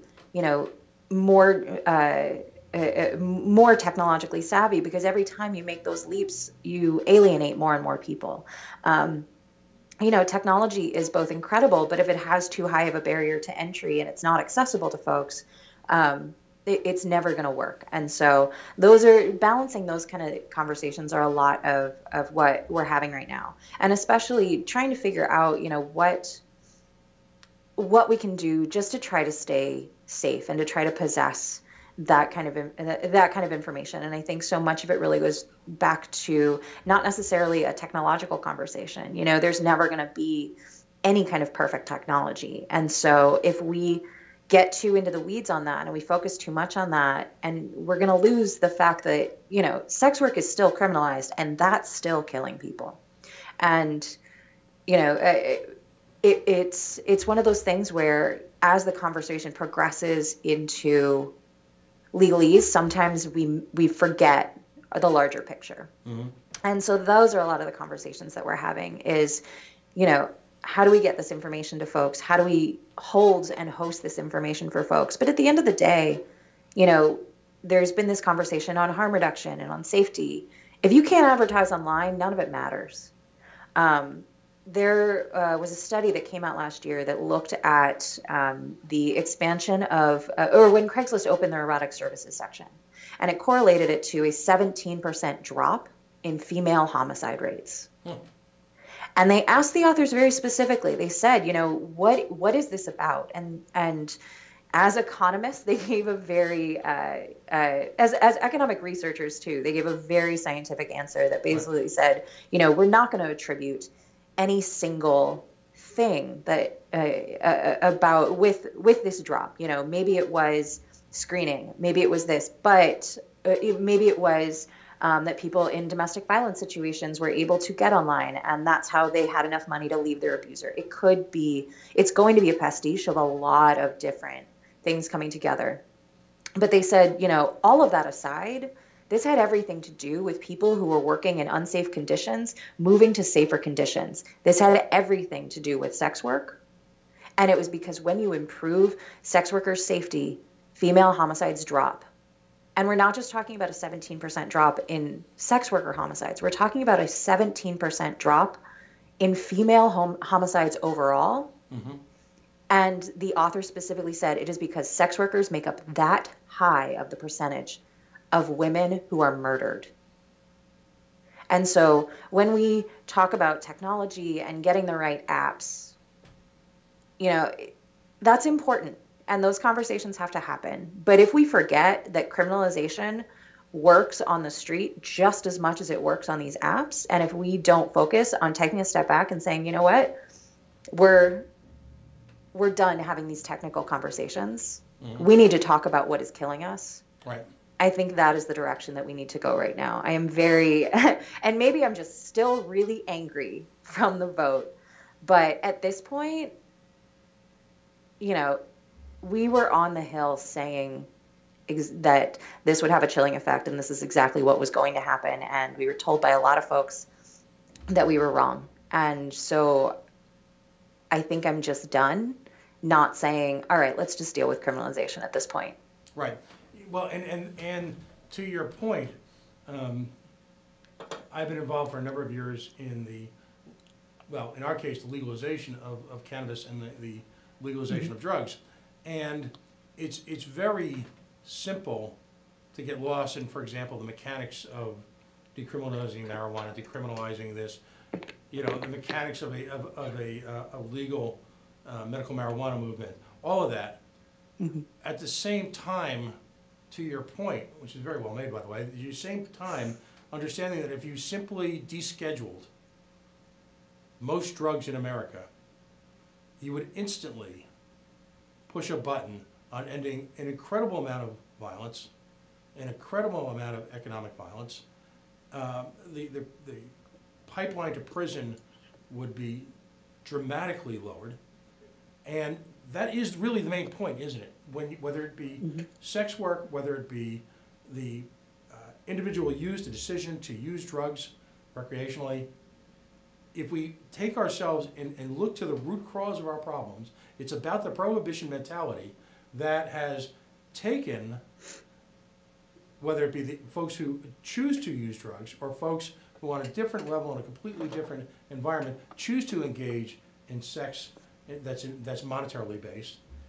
If you simply make that legal, the sheer volume of problems simply evaporates. And the rest of the arguments really are reduced to just an afterthought, aren't they? Absolutely. And I think it's also really important to, and I think especially the conversations about sex work and about drug possession and the drug trade are very well paired. You know, very often we'll see spaces that say, oh, we're not arresting sex workers anymore because we think all prostitutes are victims, which is a ridiculous notion. Right. And then you look and you realize the exact same people are just being picked up for possession or trespassing. Mm-hmm. And so I think that, yes, I very much agree with you around decriminalization. And I think that the other half of that conversation needs to be divestment. And it needs to be divestment from a policing system and a criminal legal system that has taken the place of any kind of community engagement. There's this trend that's happening around this idea that, you can arrest someone and force them to go get services they need, when, those services actually should have been not just available, but really good before they ever got arrested. Mm-hmm. When we look at when people are arrested for things like trespassing and they're homeless, they're sleeping in a place that gives them shelter. When we're looking at sex work, when we're looking at the way that folks are trading sex for basic survival, or jumping turnstiles to get to a homeless shelter and being charged with, theft of services, we have to really investigate the way that we look at community. And I'm going to guess that this is where you and I diverge around some of our ideas, because I think divestment from a criminal legal system, investment in community, is where this conversation needs to go. Because if I, pull every prostitution law off the books and get full decriminalization, and that same community and those same bodies are still being policed for general loitering or for trespassing or for conspiracy, that's still a problem. And we still need to go farther. And so I absolutely agree about decriminalization. I also want to talk about the staggering amount of money that is being poured into policing systems that are really about control of very specific bodies. Let me just jump in for a second, though. I actually agree with you 100%. The notion that we have come full circle in the society where policing is no longer a last-ditch intervention into a difficult situation to provide safety, where we have come to an environment where our justice environment, if I could use those terms anymore, our legal environment, our policing environment, is a machine, a cancer unto itself, that actively looks to and recruits, if you will, participants in it so it can maintain the machine. And they do so by visiting themselves, I'm using that term loosely, in communities which are already economically devastated, that have been that are not capable and don't have the economic clout to aggressively fight them. And so I agree with you 100% that policing in this nation, our entire justice system at this point, has been completely perverted. And I believe in the Fourth Amendment and the right for the individual by birth, whether they be American citizens, wherever, simply by birth, having the right to be protected against illegal search and seizure, and by having the right to be protected from a justice system that looks to enslave them. So, go ahead. No, I mean, I think that is, we have this idea in the United States that there's something really inherent to the criminal legal system, that there's something inherent to policing. But we forget that actually policing is a couple hundred years old. And our prison system and the way that our laws have developed, there is a very clear demarcation about what prisons look like before and after slavery ended. Mm-hmm. And I think we have to be very clear about our history and a very realistic understanding of our history and the way that these systems have been used around. And I very much agree that in the United States, we have a terrible relationship with sex and with sexuality, and especially the role of women in traditional familial structures and what it looks like when that shifts a little bit and how upset everyone seems to get. But I think what the other thing, and I'm really glad that you couched this in an economic conversation, because I think when we're looking especially at sex work, we are looking at one of the most important forms of economic justice that exists. And what you're doing is you're seeing, when I say survival sex, I don't just mean someone who is using it today to survive. I am talking about the legacy that trading sex for resources has had to support every single marginalized community, marginalized, whether it's because you were a woman in, at the 100 BC, and the only way to get access to resources was marriage. The women who didn't have access to that became sex workers. And I recognize that I'm using a very modern term to describe a very long legacy. But if you're talking about the way that activists in the LGBTQ community have survived, especially, our trans leaders like Sylvia Rivera, the way that folks survived was sex work. Right. and the way that communities have been able to survive, and the way that activists have been able to survive when they are marginalized out of every way that they can make money. And when you have to have a gender marker that matches your presentation to get services, or you're, on benefits that tell you where you can live and who can be in your house a certain number of nights, and allows police to come in and raid your dresser drawers to look for underwear that doesn't match your gender identity. When we're talking about especially communities of color, especially women of color, especially people that are in and out of the justice system, that are absolutely barred from accessing education because of their race or their LGBTQ status, that are in and out of the foster care system, you're talking about people who have to rely on informal forms of labor. And so to me, yes, there is a component of sex, but sex work is economic survival, and it is the clearest way to get free capital without restriction to people who are trying to live the lives that work for them. Mm-hmm. Absolutely. You spoke provocatively before I interrupted about the billions of dollars that are at stake in the community and protecting the community, if you will. And when I use the term protect, I'm not talking about in the sense that you and I are looking to, but I should say controlling the sex community. And I wonder if you could elaborate on that, particularly NGOs that seem to be, from a semi-outsider's perspective, some of the driving forces behind this legislation. Sure. And I actually, I recognize that the term anti-trafficking has earned itself a pretty rotten name. And at the same time, I actually work in the anti-trafficking movement as well, quote unquote a movement. I think it's really strange to call yourself a movement when most of the folks that are in positions of power would never ascribe their identity as someone who's experienced that. So I hesitate to call it a movement at all. But I do work in the field that is dealing with the the legal designation of people who meet the definition of trafficking. And I think that it's definitely, there's a lot of folks in there that do a lot of advocacy and public awareness and do not offer a single thing to actual survivors. Mm-hmm. And I think that is one of the really frustrating parts, because there are some amazing service organizations out there. And it's a really complicated landscape for a couple different reasons.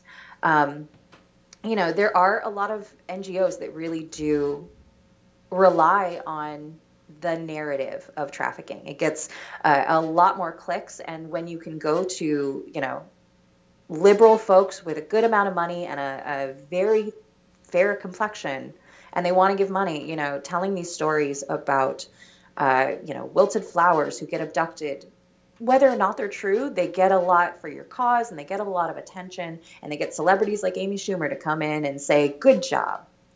And then there's actual service organizations who are working on the ground dealing with incredible forms of labor exploitation. And, the cases, I don't ever want anyone to think that, trafficking isn't real. It is a designation. It is a legal designation. Exploitation is what we really need to be talking about, because it is just one extreme form of exploitation that we really normalize around poverty. And so, organizations like the Coalition of Immokalee Workers, the Southern Poverty Law Center, are dealing with incredible labor exploitation that spans farm labor and factory labor and everything that you could think of, construction, nail salons, and into the sex trade. And that's really important. And the problem is that a lot of those organizations don't necessarily have advocacy budgets. They are victim services organizations that get money from the federal government, because that is a really, and sometimes state government, because that is a place to get the funding for that. And, it's not unrestricted funding that you could do whatever. It is victim services funding that goes towards case managers who are generally overworked and very underpaid and do not have nearly enough of the resources for their clients that they want. One of the hardest parts of working around victim services is when you get everything that you can get, every benefit, and you're still dealing with someone who is raising 3 kids on minimum wage, but they have a visa and they have a work authorization. And because of all of the same reasons why they got trafficked in the first place, they're still dealing with those issues. And so a lot of those organizations are incredibly supportive, and they are reliant on funding, which restricts their advocacy, and that makes it really challenging when they are forced regularly to rely on law enforcement, especially when it comes to immigration, and so have trouble speaking out because they don't want to jeopardize their clients, and are put in a really shitty position at the end of the day, that they can't critique the policies in the way that they want. And so, I think a lot of the challenge is that you have very stratified areas within the NGO structure, and and the people that are paid to go and lobby and write op-eds aren't the same people that are sitting down with actual victims of human trafficking and are saying, you know what, you actually have been arrested a handful of times. You hate the cops. Now, because of this arrest and because, you are using drugs to deal with a lot of the stuff, we can't get you into a shelter. Like, they are seeing the problems on the ground, and they are seeing how complicated this is. And at the same time, definitely don't have the money to go to DC and be like, can you fix immigration? Because you don't care about trafficking if you are actually trying to deport people. And so I never want to paint all of any movement with one wide brush. But I think that relationship about NGOs and their lack of independence, both because of funding and because of the relationships that they're forced to deal with in a lot of ways, because so many of our systems of NGOs are still reliant on government and still reliant on the systems that are harming people. I think that presents a really important challenge to being able to actively and effectively advocate for folks. Of course, on a basic human level, one would expect those folks who are in a policy position, who are able to, both on a financial level and quite frankly, because of the connections that they've formed in the professional government sector, to at some point exhibit some humanity and reach out to the organizations who very often, what I've learned just in the few months that we've revisited this issue, are very happy to have conversations about the reality of their day-to-day work. Again, is that a studied ignorance, a willful ignorance that these folks who are in the higher echelons of government are exhibiting because of the pressures associated with sex work? Why wouldn't they reach out? I will actually put this on us. A lot of them don't really have the education about the difference between sex work and trafficking. They don't really understand the impact of a lot of these laws. They don't really understand how a lot of this stuff gets filtered down through different administrations in different states. And you're talking about staffers that are overwhelmed and overworked. And you're talking about a system that's really built on making sure your candidate is reelectable and making sure that people want to donate. And so, I think that this is part of a larger discussion about the fact that when people pass bills on, access to Medicaid, when was the last time they went out and actually talked to someone on Medicaid? And if they wanted to do that, would they know where to go? And so, what I see this moment as is the strongest catalyst that I've ever seen. And so I am very willing, because I hear from staffers, of course we'll have these conversations. And I say, great, we're going to show up and we're going to be in your office and we're going to demand that you sit and listen. And so, we're going to find out exactly how folks feel. But the first rule is that we have to show up. And so, sex workers are an important community that has to be talked about. And it's a really important issue that has to be talked about. And so actually one of the things coming out of this is we are planning the very first DC Sex Worker Lobby Day on June 1st. And we're going to be bringing people both to DC, but also, regionally, and working with folks to say, all right, let's go sit down with staffers and let them know what violence against sex workers really looks like. Because I was on, very often it gets, I walked into one office in particular and I was like, I'm here to talk about, issues impacting folks in the sex trade. And she said, tell me about trafficking. And I said, all right, so we're going to back up. And I was on a panel about 2 weeks ago where there was someone from Amsterdam, someone from South Africa, and someone from India. And we were all talking about trafficking and the way that sex worker organizing is really important to trafficking. And every single person said the same thing first. I know we're here to talk about trafficking, but when I talk to people who are trading sex and I say, you know, what's going on for you? What are the issues? Trafficking isn't the top 5. Trafficking isn't even the top 10. It's a lot of other things. And so we're going to sit down with staffers across the country. I'm going to be calling on you to get it out, to get the word out, because we're also going to be asking people to call in and say, I am your constituent. I care about this issue, and I want you to care about this issue, and not ask people to vote for a bill. Just ask them to sit and listen and hear and invite representatives into a dialogue that says, I need you to understand what violence looks like in this community, and I need you to understand how the laws that are being passed are creating and contributing to and fortifying that violence. Because this is, I've been struggling with how to phrase this question, and this is the biggest challenge for me personally throughout this entire issue. When I saw the vote, I'm so nervous. No, you're great. You guys are great. I mean, I'm pitching softballs here compared to the issues, the challenges you guys face. When I looked at the near unanimity of the Senate vote this week, I was shocked. And I was shocked for a couple of reasons. I'm old enough to remember pre-Roe versus Wade. And as the father of 2 daughters, and as someone whose position on Roe v. Wade and abortion rights and women's rights to their body have evolved significantly over the last 25 or 30 years, what I found astonishing was that I'll call it accepted gospel in D.C. is the right of a woman to control over her own body. I think you see where I'm going with this. So, and that's obviously, and I'm using that as just sort of a standard. Clearly, the sex workers' sexual identities are myriad.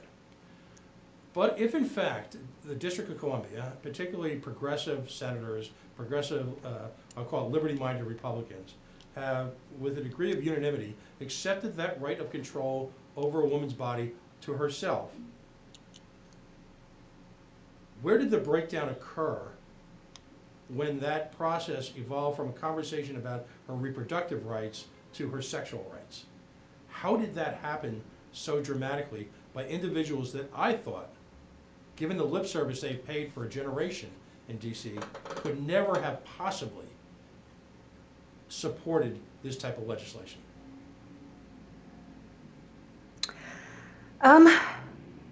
You know, I think because so much of this conversation is not about most of the people who trade sex. Mm-hmm. And it's about a very unnuanced facet of the sex trade. And that unnuanced facet is often based on a lot of rhetoric and not the nuanced conversation that it needs to be. And so when you ask someone about, you know, what about this harms sex workers? And I hear, you know, but now trafficking survivors can sue. No one makes that leap of, you know, when you do something that harms sex workers, you're also harming people who are being trafficked. Mm-hmm. Because it's looked at as these very different issues, and it's looked at in this protectionist mindset and not thinking that that protection is actually causing a lot of harm. You know, I regularly hear, you know, when I say like, okay, if you arrest someone to get into services, that's traumatic. And they're probably going to spend all of those services talking about the trauma of arrest. And I know that because I work with service providers and that's what they tell me. Mm-hmm. And I work with sex workers and that's what they tell me too. That the most traumatic thing that happened to them was that they got arrested and that they might have lost their kids and they might have lost their job. And the answer that I get is, well, sex work is violence. And so they write off their own violence. They write off their own perpetuation of violence because they can't actually fathom what the life of someone who trades sex is like. And they can't fathom that it isn't necessarily an experience that's horrible because they've been listening to hyperbole. Mm-hmm. And they've been listening to very specific and very well-chosen stories. And so, you know, part of this is that they don't think about it that way because there's an assumption that if you are trading sex, you need to be protected. and that the protection that a system not built for you forces you into is clearly better than whatever you've experienced. And so I think that, and it's similar actually to the abortion debate. You know, when you say, should abortion be legal? Across the board, people say yes. But then you start talking about the lives of people who are marginalized, the lives of people who actually really need that ability to make those decisions in a way that other folks don't. And when you start talking about those harder stories, people with privilege and people who have never considered the lives of marginalized folks, and more importantly, who look down on the lives of marginalized folks and who say, I know better. That is the conversation that we're very often entering with sex work. And so, you know, part of the conversation is about, when you're talking about stigma and about normalization, I think that it is important to recognize that sex workers are part of your community. But the reason I actually do work around destigmatization is because the answer is not give me rights because I'm normal. The answer is I'm the expert on my own life. Don't make this worse. And I actually don't care about your opinion. Mm-hmm. And that's the more insidious thing that I never actually say on the Hill. So I hope no one's listening. Okay. But yeah, for so many people, it's not, they don't see it as agency because they can't fathom what it's actually like to make that decision. And they look down on folks that make that decision. Wow. Well, thank you very much for joining us tonight. Thank you. I'd like this conversation to continue. Clearly, there's much work to be done on a variety of civil rights issues in this nation, not the least of which involves the civil rights of folks who are involved in sex work. The notion, I guess, to be optimistic on one level, is the notion that at least now it's a national conversation where civil rights and sex workers are now often used in the same conversation. That's probably slim solace, if you will, to folks who spend a great deal of time and effort, I think, with a degree of elegance, with a high degree of rationality, in an articulate, caring, compassionate, constitutional manner. In some cases, I've met folks who spent years making this argument. And so, on one level, I guess, folks have a right to be bitter about what happened this week. But I sense from our conversation tonight a kind of, there's an optimism there that which occurred over the last year, and particularly over the last few months, is again a beginning of a movement now clearly self-empowered, because you no longer need or desire or really want the consent of others. You've moved well beyond that to advocate for your own rights, and in doing so, I think have displayed a grace under fire, which a number of civil rights organizations in this country could learn from. So just having gotten close to it really in the last few months, I would say my hat is off to all of you, and and I'm grateful that all of you have chosen to spend the time with me that you have, and hopefully we're doing our part to give in our own small way a voice to that conversation. So, well, thank you so much for the time. I'll definitely be reaching out when I want your viewers and listeners to call their senators and let them know that this is, no one's looking to give voice to sex workers. Sex workers have a voice, and we're going to show up. That's great. Clearly, the community that you so ably represent, we have a hashtag here on our show. We call it Take It Personally. Our senators, particularly this week, failed us on a couple of different levels, both on the Sanders-Yemeni war statement, and they failed us miserably in the form of civil rights for sex workers. We certainly, and we've already spoken with activists here in the state from just different worlds, clearly are not going to let them forget, because we must not let them forget, must we? Exactly. Kate D'Adamo, currently a partner in an organization called Reframe Health and Justice. They can be found on the web at reframehealthandjustice.com. She's been a leading voice on behalf of civil and human rights efforts for sex workers, actually worldwide.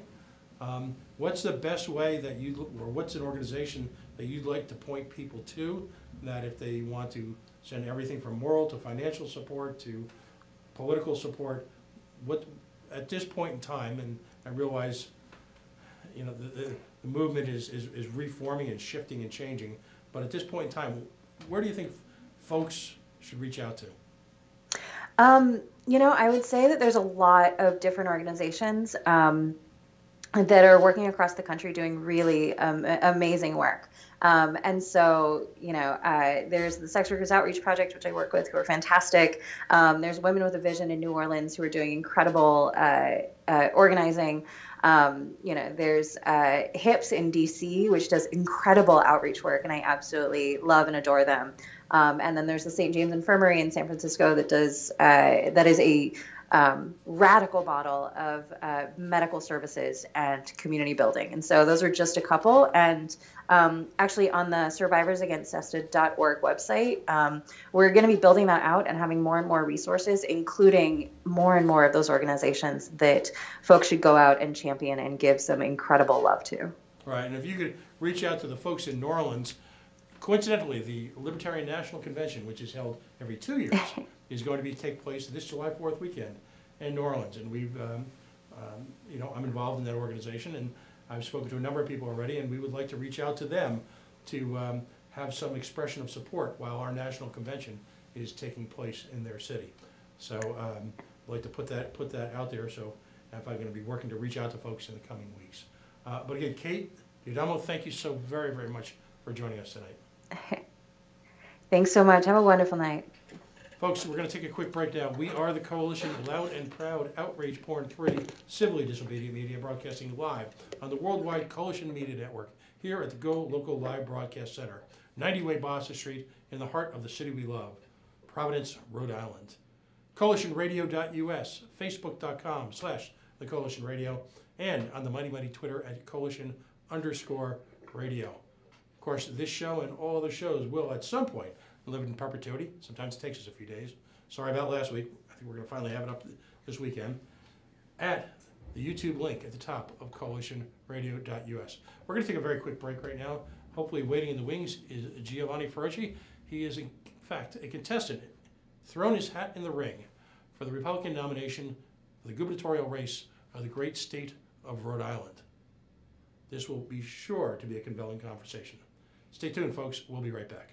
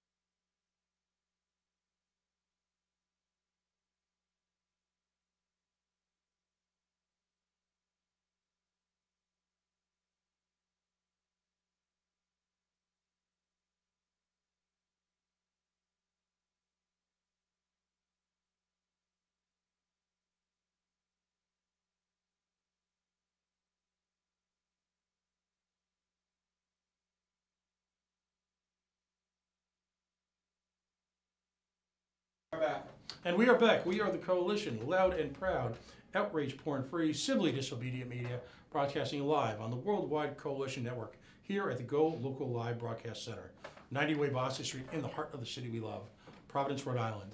CoalitionRadio.us, Facebook.com/The Coalition Radio, and of course on the mighty Twitter at Coalition_Radio. Let's get right down to it. It's been a crazy night. We've had folks from across the philosophical landscape. But a conversation I've been looking forward to having for quite a while, actually a couple of years now, is with the guest that we currently have in studio. Everyone in the state knows who Giovanni Ferrocci is. We know him as a former officer in the United States Army. We know him as a successful candidate for Rhode Island State Senate. We also know, and I'd forgotten this actually, that you ran for the lieutenant governorship of the great state of Rhode Island. We're all aware of the success story of Alex Anani and how it's become a household name across the country. At the same time, what I'd like to give voice to tonight is the underlying principles, the concepts, the philosophy that brought an individual running for the governorship of the great state of Rhode Island to that position, because it's never quite that simple. We have a tendency to gloss over resumes as if they were 5-minute episodes in an individual's life. So in doing so, at the same time, as we always do in the coalition, give an opportunity to discuss the concepts and the principles that the individual running for political office hopes to advocate for. We all know that we live in a challenging time in Rhode Island. Tonight we'll frame some of the challenges we face, but we'll do so with the same idea as focusing on solutions. And Mr. Ferrocci has proposed a number of real-world, dare I say it, solutions. Giovanni, welcome to our show. Well, first of all, thank you so much. I really appreciate it, Pat. Appreciate everyone watching, those who watch the show later as well. It's always great to have a forum, to have the time to get the word out there, the message. For those of us who I think are running for the right reasons, which is to, as you said, have solutions for the state of Rhode Island, we need to kind of get through the political process. Unfortunately, the last, I know it's been decades, but really since the media platforms have so been expanded, excuse me, that we've really allowed the negative and the naysayers to kind of dominate the landscape, as opposed to those that have a vision, a plan, and can take people forward. So when I look back in time and I see the JFKs of the world, who I happen to share a birthday with on May 29th, Okay. and I went to John F. Horgan Elementary School in West Warwick, John F. Daring Middle School. I happen to be born on JFK's birthday. I'm like, I'm a JFK guy, so to speak, right? But the fact is, I'm in a Republican primary, and I'm in there because those are my personal political beliefs, and less government. Certainly allowing people to have more disposable income. But more than that, I'm running for governor because I'm that type of person. I'm someone with a very, very big vision. And it took a JFK to say, we're going to the moon. And all of the things that we've done as a nation after that statement really just kind of says we're with you. We're going to set a tone to do big things. So I hope this evening I'm able to expand on my views, how I'm going to get you there. I want to get you out of a line. I think that the government's putting you in a line. I see it every day. Most recently in the state of Rhode Island, we see these people, at thousands deep, having to pay traffic fines. All these things that government keeps doing to you. Government keeps wanting to put you in a line. I'm going to take you out of lines. I'm going to put you on a path to success. It's going to be one of 3 paths. It's a path of education, it's going to be a path of occupation, a job, or a path to retirement. Right. And that's going to be my focus, and I'm going to tell you how I'm going to do that this evening. Great. The legacy media, and obviously as a member of the independent media, and one of the folks on your campaign staff, Tony Jones, who I've worked very closely with for a number of years, really one of the godfathers of indie media here in the state. He's been responsible and involved with so many of the different organizations that work, we like to think, alongside of or in front of the traditional media.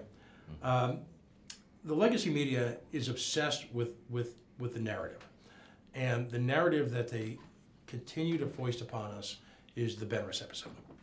And let's take literally just a couple of minutes, because what I'm hoping to do tonight is talk about your executive background, your military background, how that works in terms of a political process and works alongside of a challenge role as governor in a state that's clearly in decline yet capable of great things.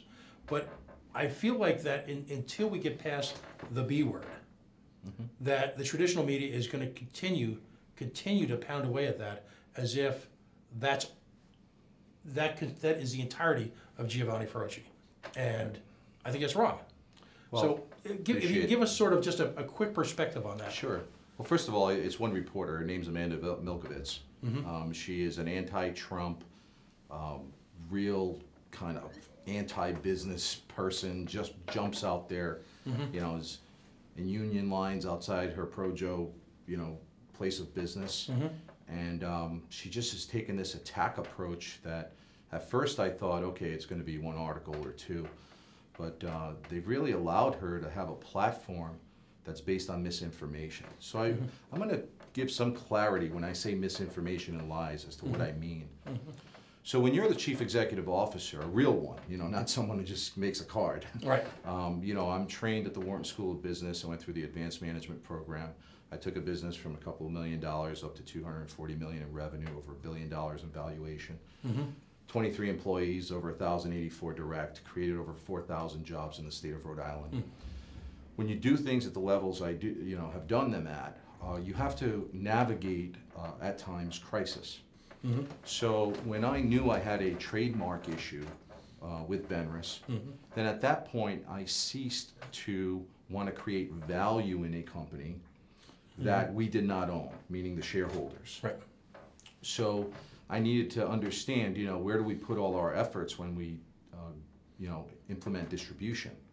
So when you see headlines that are just blatantly false, if they say flailing business or no sales or what, it's inaccurate. We chose not to put sales in yet. You know, distribution plan has been designed. It's ready. There are people waiting for product, but we're not going to put them in until we own it. Right. And so along the way, what I did, and I found out, that's very scary, frankly, in the state of Rhode Island. But I always wanted to kind of manage the conversation because I didn't want to come out as somebody who, you know, was crying foul. Like I'm a tough guy. I mean, I like to think I'm a tough guy. I've been through a lot of things in life. I don't want to come across as a victim, you know. So I just kind of plow through. Right. But in plowing through, what I did is, you know, I used my own resources to the point where even when Benris had no revenue that could go through it, you know, I used my personal business and myself to provide health insurance for a few people that I know I needed to provide it for. Right. And what do? They took that opportunity to penetrate a corporate veil. So, you know, talk about anti-business. So it's like, wow. But all of it was really compounded by one major action, and I still need to know who did it. And that is that the courts of Rhode Island, someone said there was a clerical error, and someone put in that I was in receivership. And what Amanda proceeded to do was report false information. And so then they apologized, but that apology shows up online, you know, months later or a month later. No one's going to go back and read an online story. She also said that, you know, I owed $3.2 million to the federal government, which was untrue. She sat there in the interview. We gave her the information saying there were tax carrybacks. It's normal. Right. I invested in the state of Rhode Island. I chose to take my cash, put it in the state of Rhode Island. And so if anything, they owed me money. And she chose to not report it that way. And even later on, when she had a follow-up story, I even went directly to the Alan Rosenberg. I said, wait a minute, you know this, I don't know 3.2 million, why are you writing it this way? Oh, because they still have to process it, you know, it's still not, until it's processed, we're gonna report what it is. Right. So, but that's just inaccurate. And so what that did directly, and this is the most important part, is because I'm raising money and I'm doing the things you need to do, well, obviously I had to put a pause to all that. You know, you can't raise money in that environment when someone's writing misinformation and it's causing chaos. Then what really got to me, and I never realized I was so strong, but at the same time, obviously it would, you know, to be frank, and I know I'm running for governor, but I'm just going to use the words, it would piss the normal guy off, you know, a normal person off. They attacked my personal income, my equity. and she did that directly on my home. And so I had a purchase and sale agreement that was dated January 8th of 2017 for $6.5 million. And so that was to close at the end of February. It then had a delay into April 12th, and then was delayed to May 31st. And every time she kept writing stuff right when it would go to close, to the point where everyone said, well, why would I pay that when I could probably get it in foreclosure? Right. So it created this whole narrative that was untrue. She literally lied. And the Providence Journal allowed their vehicle to be utilized by this person who was absolutely not going to have a, frankly, white Republican businessman be a nominee who was going to go against the first woman governor in the state of Rhode Island. And I failed to say this, but it was what really was the catalyst of it all. Was back on Veterans Day in 2016, I had students from Brown University reach out to me, veterans, the head of the veterans group there, Student Association, and they said, Mr. Feroce, we put out all these flags, and they were all trashed last night. They were all broken. And we feel like we're being attacked on our own campus for having served our country. So they said, we know you're a veteran, would you please be a voice in the community? So I said, sure, and I wrote an op-ed, and I challenged the Brown University. And it wasn't 4 weeks later that Amanda was in my office, and this is what I have to say. I don't mind an interview, and frankly, I think I've been extremely fair. I answer her. Even to this day, people who are around me are like, why are you still talking to her? Why do you do that? I said, well, what am I going to do? I can only tell the truth and then see where it goes. But the fact is, she directly not only impacted a company, she impacted my equity, and I'm sure they're all high-fiving now, and that's cool. Hope you feel satisfied. The fact is, I'm stronger than ever. I think any logical person would understand that I've navigated crisis. I understand more now on how the Department of Labor and Training works, or what court actions do to people and how to respond. And I feel that I can probably put a great judicial package together that would help the average business person to never go through what I've been through, and in fact allow for for individuals to feel secure, because frankly what happened to me should never have happened to anybody. But we move on, and now I'm ready to I believe in destiny. Let me say that. I think sometimes people get a little put off if someone gets too religious or this and that, but the fact is I believe in God, and I do believe in destiny. I do believe things happen for a reason. And I'm there. I'm tough. My mind is mentally tough right now. I feel that, okay, I have to be more prepared when I go into something. I have to dot the I, cross the T's. And you know what? That's going to make me better. It's going to make me better in debates. It's going to make me better when I put policy together. It's going to make me better when I choose my people on my team. And it's going to make the state of Rhode Island better, because everything I do is going to absolutely have to pass the smell test, so to speak, on if it's going to work, because I'm under such scrutiny. So I provide a plan. I'm providing plans, and I think that's going to be the greatest distinction. Bashing Gina Raimondo is not a plan. Okay, it's just not a plan. Right, I it's a think, reaction. everybody, we can all, we all know the situation. So, frankly, every time I see an ad against her, or every time I see a post against her, I'm like, okay, it's as if they were working on my team in in that department, because they're helping me, but I'm personally not going to do that. Right. I'm not bashing Alan Fung or Patricia Morgan in the primary. I have no reason to do that. What I want to do is suggest that I have a structural plan that's going to be massive in nature. That's why I wrote the Rhode Island papers. I'm going to deliver them on April 10th at 1149 Restaurant from 12 to 2. If you go on the Feroce for Governor Facebook page or on Eventbrite, they're complimentary tickets, but to be honest with you, I think there's only like 20 spots left. But come and listen and understand what I'm saying. And I know I can't do it all in 4 or 8 years, but we can begin the process. And I know I've used big names. I used JFK tonight, but the fact is, even when I speak about George Washington, he was not Benjamin Franklin. He wasn't Thomas Jefferson. He wasn't James Madison. He wasn't John Adams. But what he was a leader. And they said, you know what? we want to make sure that what we set out to do is going to happen.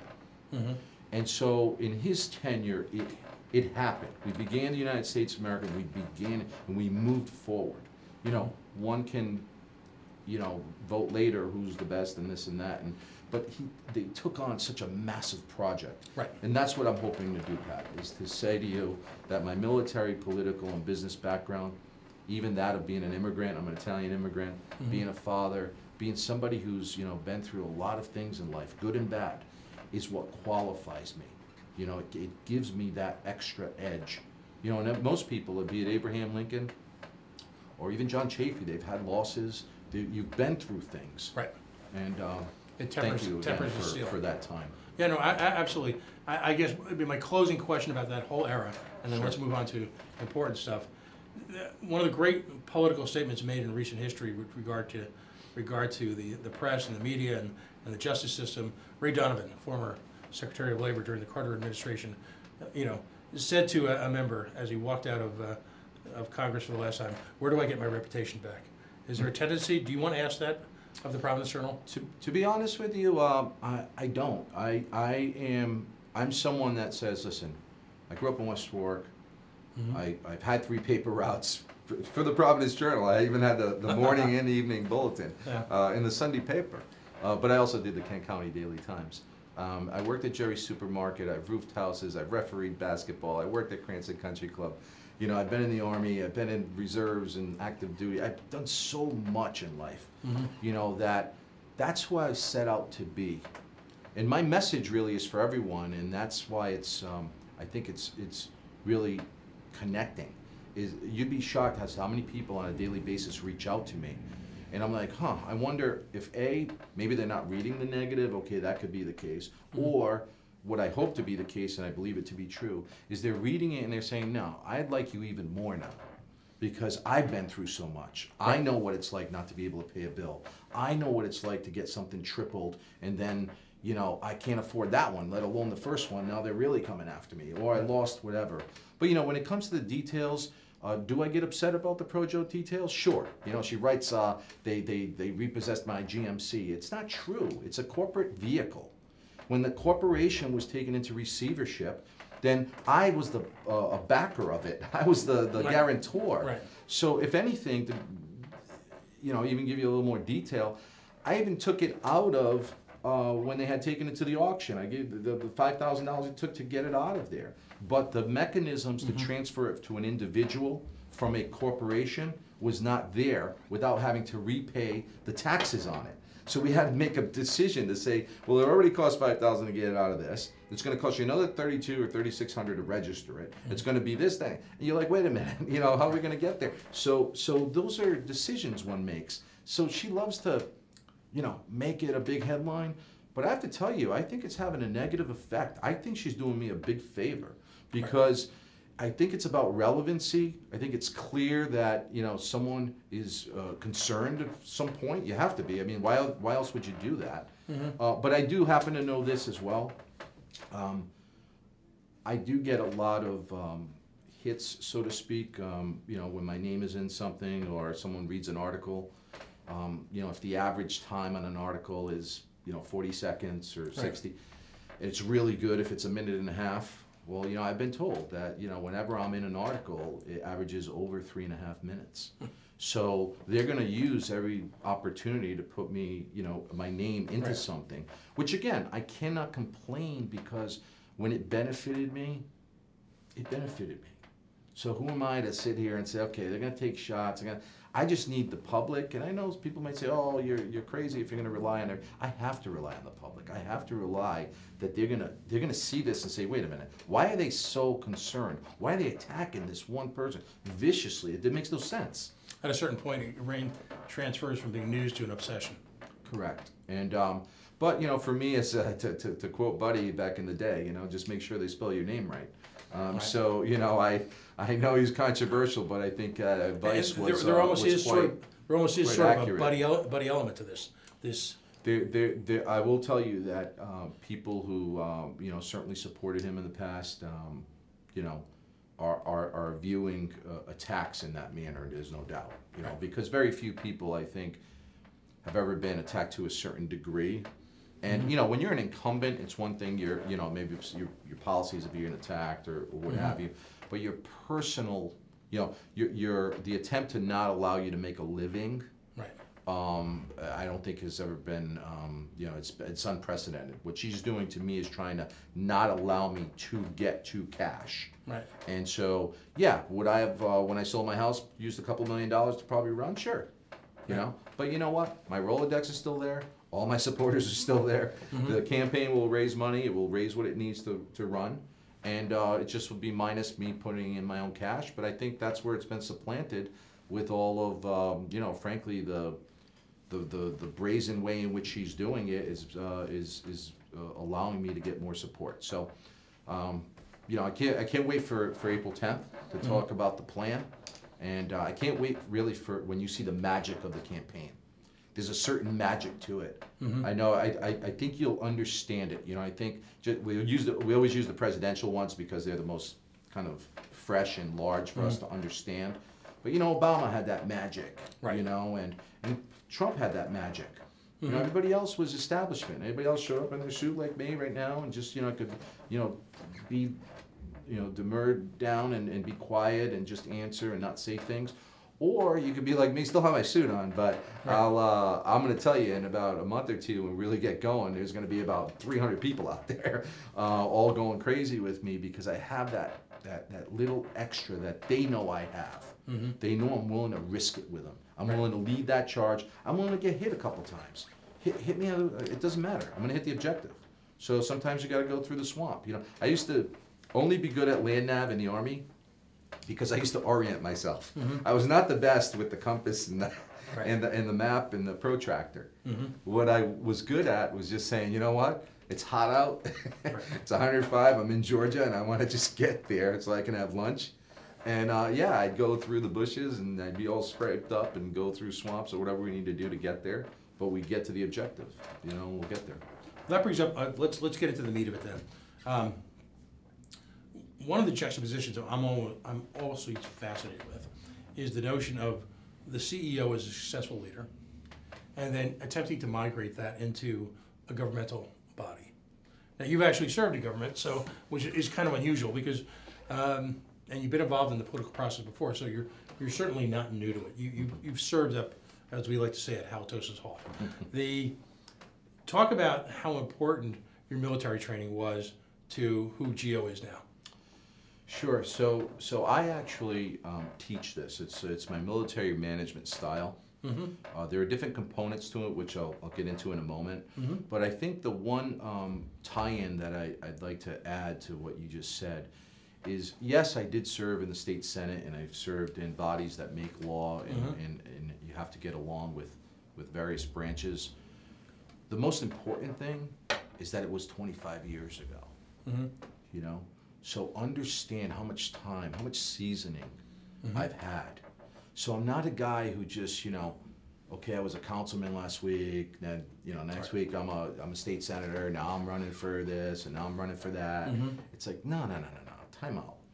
You know, when were you a senator? I was a senator in 93, 94. You know, after that, you know,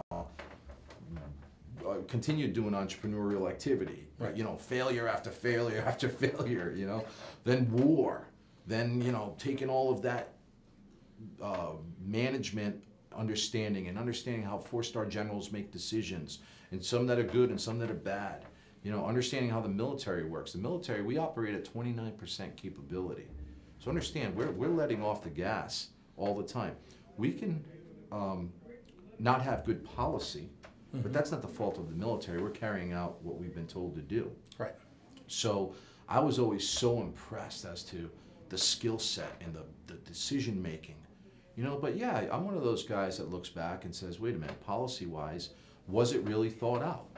You know, were we, you know, better off not just taking a break for a minute? And again, this goes back to the 25 years break of saying, wait, take a step back. You know, one of the laws I introduced back in the 94 timeframe was stop making laws. You know, just use a year where you make them, a year where you don't, and just allow for that year off, so to speak, to only be municipal in nature. Right. So if you need, you know, whatever in your town or city, you do it. But otherwise, we're not going to sit here and triple the cost of parking in a whatever spot. Like, just stop. Like, stop making laws. Because a law is a fine or confinement or other things. It's very seldom used to alleviate anything. Right. So, you know, and there were 3,258 bills just introduced in the time frame I was there. You know, I mean, just imagine one state house in the smallest state in the country introducing 3,258 laws. You know, let alone on the municipal level, let alone on the federal level. Like, let's just stop. You know, and so when you go back and you say, okay, in the decision-making process, this is what I learned. So I learned, again, I think most of us who were in the military, I've been in the military in the 80s, 90s, and then the 2000s.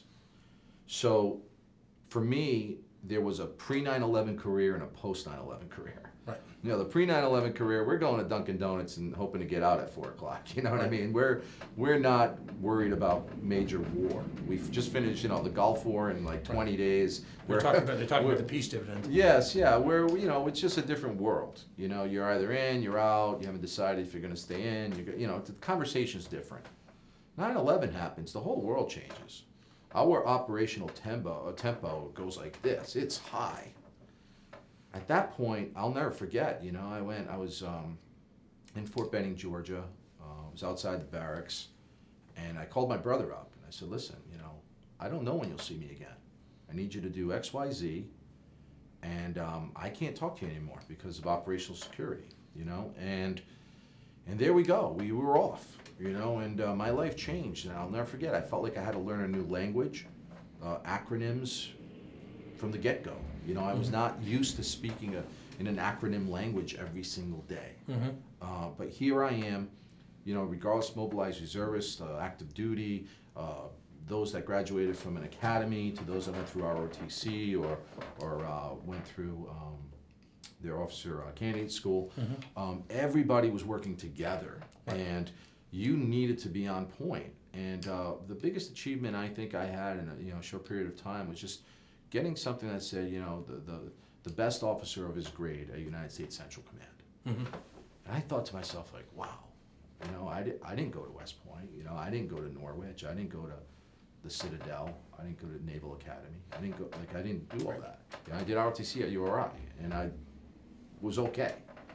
But, you know, I think, again, because I was much more mature, because I'd already been in the state senate, because I had been in business. We used to own Ferocious Eyes Optical. My brother started that in East Greenwich, Rhode Island. You know, worked with him in the optical business. Because I had been through all that, unfortunately my dad had passed. And I tell people all the time, talk about experience. You know, I gave mouth to my dead father on the floor, okay? Don't, like, think that I'm gonna get rattled. Like, my life has been through so much that I have to just, you know, I have to be a leader. I have to calm down for a second, make a sound decision, and move. And that's what the military teaches you. So the military decision-making process is paramount to how I do things. You develop 3 courses of action. Your course of action 1 is your recommended course of action. Your course of action 2 is a good course of action. It's just not the best one. And then your course of action 3 sucks, but it gets the job done. Right. So when you explain that to people and you say, okay, this is how we need to do it and this is when we need to do it, it's all really driven by a date timeline, right? That says no later than, and you hit your objective. So that's what, you know, I employ. I employ systems and standards. You know, Alex and Donnie grew to the size company it is and continues to grow because of systems and standards. You know, otherwise it's a trinket. So if you didn't, you know, trust the meaning behind it, if you didn't believe in the founder, if you didn't understand that it was a made in America product, if you didn't understand the contribution to jobs, the qualities that it had, be it environmental or you know, charitable, give over $12 million in a few short years to charity. If you didn't understand all that, then sure, you could complain and say, how can these people be making that off of this? But you have to understand how it works. It's complex. So we built a company with those systems, standards, brand standards, people standards. I used to have a system where it said, listen, I believe when I employ someone that most people in the United States do 75%. That's what they're giving. And it's not all about being a bad person. It's just maybe you're in the 18th or 19th year and your retirement's coming up. Maybe you take a job somewhere, but you don't really want that job. You just want to get your foot in the door and you want to work at Ralph Lauren. But you don't want that job. You want some other job. And so forth. So that was my belief system. So what I came up with was, okay, I used to show people 75% to 100% and say, I think everybody's over here. However, this is the operational tempo in this company. These are the standards, and this is what's expected of you. And that puts you at 125%. Right. So if you're at 125, the gap between 125 and 75 is too big. You're not going to last, and that's what happened. And so we ended up with people who were given 100% or 125%, doing a lot of things. I'm a motivator. Again, I think it might shock people that because I'm, this Army guy, that doesn't mean that people don't appreciate and care. I mean, I've had people say I've changed their lives. I've had their parents tell them I've changed their lives and how appreciative they are. And I believe that, and I say thank you, thank you because you're the one who did the work and helped me. I can't be me and successful without everyone else, right? And so, and then the other thing, and without giving too many finite military examples, but there's the 4 phases of war. So phase 1 is you prepare the battlefield. So in war, we might, take over the radio stations. And, there's some guy who hates America, but not that much anymore. Right. We're dropping leaflets, or maybe we're doing some other operations, and a lot of psyops, right? But you're preparing the battlefield. Hey, for when we come in, please act this way. But phase 2 is you cross the line of departure. And that's when you're ready to roll. And so back to my Benris story, I could not cross that line of departure. I didn't own the mark. Right. That's what happened. So I was stuck. And I said, I'm not going to cross the line. I'm not going to go to war and die. Like I have to stop here. It's terrible. I don't want to lose all this, but I have to at the moment until I understand. So that's phase 2. And then once you cross the line of departure, then you're in phase 3, active combat. So active combat is, in the business world, how I teach it, is that's when you make all your money. So it's 3 to 5 years and you go. And then phase 4, and this is what we're no good at, frankly, in the military, and it's not the military's fault, but it's called security and stability operations. We don't own Iraq. We don't own Afghanistan. So we're sitting there 16 years later twiddling our thumbs. Right. I don't care how many generals you replace. I don't care how many troops you go up and down on. It doesn't matter. The policy doesn't line up with success. Right. So you can never get there. So the equivalency I give to in business is, you read about JCPenney, or you read about McDonald's. What do we do? What do we do? I don't know. Let's sell breakfast all day. Like, the people are stuck because it's old. It's sitting there.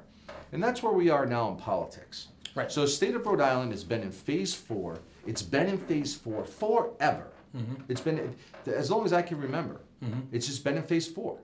Now, we have to understand you need to be completely rebranded. You need to do something else. I remember meeting the head of Motorola back in 1993, I think. He said, just 10 years ago, we were making a completely different product. We were making transistor radios. And there he was selling cell phones. So imagine, and he had 130,000 employees. 130,000. Okay? And you're sitting there going, wow, how does somebody do that? How do you make that move? You have to. We've seen that over and over again. And so, again, my connectivity to Wharton, having being able to plug into those professors, being part of Senior Fellow program, other things, I'm able to see the behind the scenes at companies. So if you go to one of my great, times there was to go to Silicon Valley and understand, okay, if we went to HP, they told us what they were doing. Samsung told us what they were doing. Google, Facebook, everybody. But also Genentech, cancer fighting medicine. Andreessen Horowitz, who were, private equity types. All these different things going on. But you understand what they're doing. And my takeaway was, I'll never forget, Samsung said, you will use your TV to get everything.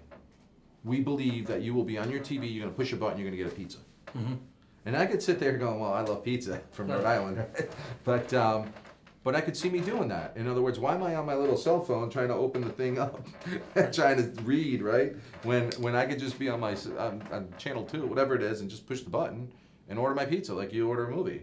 And this is what I find so fascinating, because on one hand, my understanding of military history, the time that you were at CENTCOM, was Yes. really at a formative time when the connected dots, as it was portrayed to the American public, had been one of the fundamental reasons 9/11 occurred, both on a military and military intelligence level.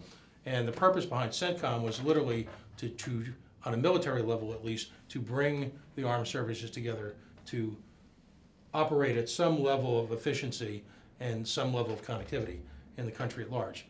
And you talk about this fourth stage that we're in Rhode Island. Rhode Island really is at economic war right now. It is at economic war in the world where its places in the United States.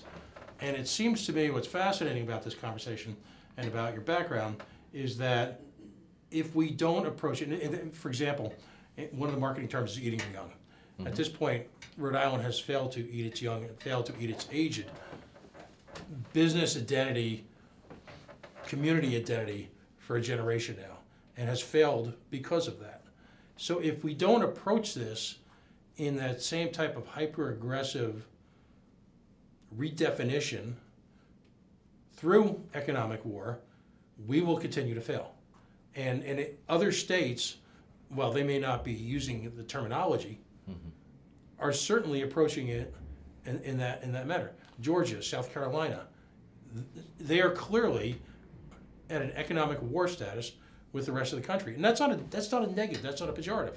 What they are saying is that we are aggressively seeking to redefine what the state, for example, South Carolina, why Nikki Haley became so successful on so many different levels. We are redefining what South Carolina is at every single level. Sure. Because it's not in keeping with what we need to be successful now. Well, they made that strategic, decision to make big moves, and that's really the key. So, just to tie in, when I was in the state senate, I used these 4 examples that, we did in just a few years, and that was, aside from building the Providence Place Mall, which now I believe is outdated and should be emptied, onto Westminster Street, and have an outside street like Newberry Street, put a street level retail. I am a subject matter expert in retail. I'm telling you what to do. Okay, you put it on Westminster Street. Create a lively A garden city for Providence. This is where it needs to be. And then you take that building, that's what should have been offered as Amazon headquarters. Okay? These are not tough decisions to make. You just have to know what you're doing. You have to be experienced. My experience far supersedes any candidate on any level. I mean, even just in sheer dollars. I remember when we had Ferocious Eyes Optical, we took a $40,000 loan out from Washington Trust. I took a $4 million loan out from Ghostway, Right. on my house. So it just understand the different levels that we're discussing. But just in that case, to continue on, we built that mall at the time. It was a wonderful thing. But we also built an airport. We reduced the size of the General Assembly. Can you imagine talking about that today? Right. It wouldn't happen, right? But it happened in my lifetime. I voted on it. And we also put term limits on general officers. So just think of all the things that we should be doing that are structurally going to impact the state. So here's where I transition into what I believe is going to really make a difference for Rhode Island. And that is, we need to change where the economic center is for us to plug into. As much as I love the city of Providence, and I do, and I see a bright future for it, but I also see what size it is, So let's understand that our New York City, meaning Manhattan, is in fact Boston. So understand what we have as an opportunity. So let's be the Stamford, Connecticut to Boston. Let's be the New Jersey to Boston. Let's be one of the boroughs, Long Island, even Brooklyn. Brooklyn, you can see the city, but it takes you 45 minutes to get to the street you need to get to. So it's just a mentality, which is okay. Our kids are going to do it. I have one that graduated college, another that's going to graduate in a few weeks, 3 more in school. They get it. They're okay. They're going to do that. They're going to do that. But we need to change the infrastructure, the type of housing we have, how that's going to be plugged into public safety, mobility, flexibility. You know, the speed in which transportation is being addressed right now is just off the charts. You know, we are going to likely be able to get into a Boston in 30 minutes. You know, we'll probably be able to do. So when you understand that, then, okay, how do we then look in the other direction, right? How do we plug in a Newport further into the economy? You know, how do we plug into all the border opportunities that we have all the way down to Westerly? So just, and all the way up to Woonsocket and so forth. Like, how do we do that? And we can. And so it's understanding the type of opportunities. I recently spent a lot of time, and I think I'll be the leader. I will definitely be the subject matter expert as a governor on the blockchain. Okay, you have to understand the blockchain. The blockchain is not just Bitcoin. Bitcoin is one item on the blockchain. It's like saying MySpace Right. or Friendster or whatever it was when we first started. That's one item. The blockchain, think of it this way. When you're done having me as governor of Rhode Island, anything you're in line for right now, you will be able to go on your phone and push a button, okay, and get it done. You will no longer be in line. Start with the DMV, okay? You won't be in line. We'll put the whole thing on the blockchain. You'll be able to transfer title from me to you, one button, done. And for those skeptics, I will challenge you right now. Go to a restaurant tonight, go to anywhere you go get gas, go to anywhere. What are you doing? You're giving someone a piece of plastic. Did you give them a pound of silver or something? No. You gave them a piece of plastic. They gave you a piece of paper, you signed it, you gave it back, and some transaction occurred somewhere. The same thing is going to hold true. The blockchain is going to take the place of, so to speak, the marketplace on the internet. Everything's going to move, but what I'm going to do is use it for infrastructure. So the key components are we need to make sure we don't regulate it to where we can't be the best at it and have all of the companies who are going to support it be hubbed here. And more importantly, we want the people who are going to make a lot of money taking the risk and being the first in the different fields, from insurance to education, from, as I said, the DMV, government infrastructure, to other things. As they make money, we want them to live here. And then lastly, something more concrete, not lastly, I have a lot of things obviously, but one of the more concrete things is Massachusetts is probably going to pass a millionaire's tax. How awesome would that be for us? To not only not have it, to incentivize them to move down 30, 40 miles. They'll all live here. Think about what opportunity that is. That not only in wealth, but in the brain drain, it's called.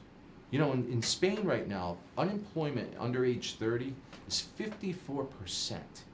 You know what that's doing to a country like Spain? It's devastating, because all of that brain power is going to go to Germany. They're gaining from it, okay? And we need to look at things the same way. We have to stop this maintenance mode. You know, as I said, I won't ever knock anyone personally. I'm not going to attack any of my opponents. But I'm going to tell you right now, this is not the time for someone who doesn't have the sophistication that I have and the experience and the background to be in charge of anything, okay? I need to be there. I need to lead. And I will bring in the people as they are, the best at what they do here. And I want to emphasize something. You know, I was somewhat maybe misunderstood when I said, hey, you know, I'm going to, you know, run for governor, and I look at it as, you know, I'm potentially doing a favor for whatever. What I meant by that is people in my position usually don't get in government for all the reasons we went through earlier. The attacks, the personal attacks, the family, all of those things. And you say, you know, why would I want to do this? Why don't I just go live on a boat somewhere and relax and go golf? You know, most people move to Florida and go golf. The reality is we need to get people like me back in government. We'll take the attacks, I'll take the hits, but I'm asking you, please understand the difference in the dialogue, understand the difference in the size conversations of what our opportunity is. And you know, I look forward to it, because I have to tell you, even on a practical path, I have to win. I'm going to win, because I have the best path. So if I'm in third place in a Republican primary, which I just entered into or will officially on May 20th, okay, I'm in third place. I'll pass Patricia Morgan by July. I'll be in second place. And then by September, I'm going to pass Mayor Funk. Then I'll be in first place and I won the primary. Not only would I have won the primary and I just beat the House Minority Leader, I just beat the previous nominee. I would have a major party behind me. Right. The fact is, no one can have more momentum than me. Certainly, Joe Trillo cannot say he's an outsider. I'm the outsider. I just came out of all this and through all this. And so I just feel that the path has been set for me. Am I willing to fight the fight? The answer is yes. Not only am I willing to, I'm going to win. I'm going to win because I have the right people behind me. I have the right message. It's a message of vision. It's not about bashing anybody. No, and that's what I wanted to jump in for a second, because what strikes me is that there is a singular absence of the big idea. You know, you look at something as arcane as the Route 10 connector. We just decided to reinvest literally a king's ransom into a 1950s era transportation grid, when we had the opportunity to step back and really draw upon world-class experience. I mean, if our smallness can be our strength. Right. If we had perhaps orchestrated with Rhode Island School of Design or Brown and said to the world, you've got this tiny state. We're going to redesign the artery, if you will, the transportation artery of this state. Give us your best and brightest. We're not going to give it the bums rush politically. We're not going to be obsessed with that, creating jobs for this politically affiliated or this politically strong organization. Let's set it up. Let's have a design competition. Let's reach out to the world. And the same, that's just a microcosm. That's just a symptom, if you will, of the malaise that is Rhode Island. We settle for something out of expediency or urgency because of our failure of our systems to anticipate need.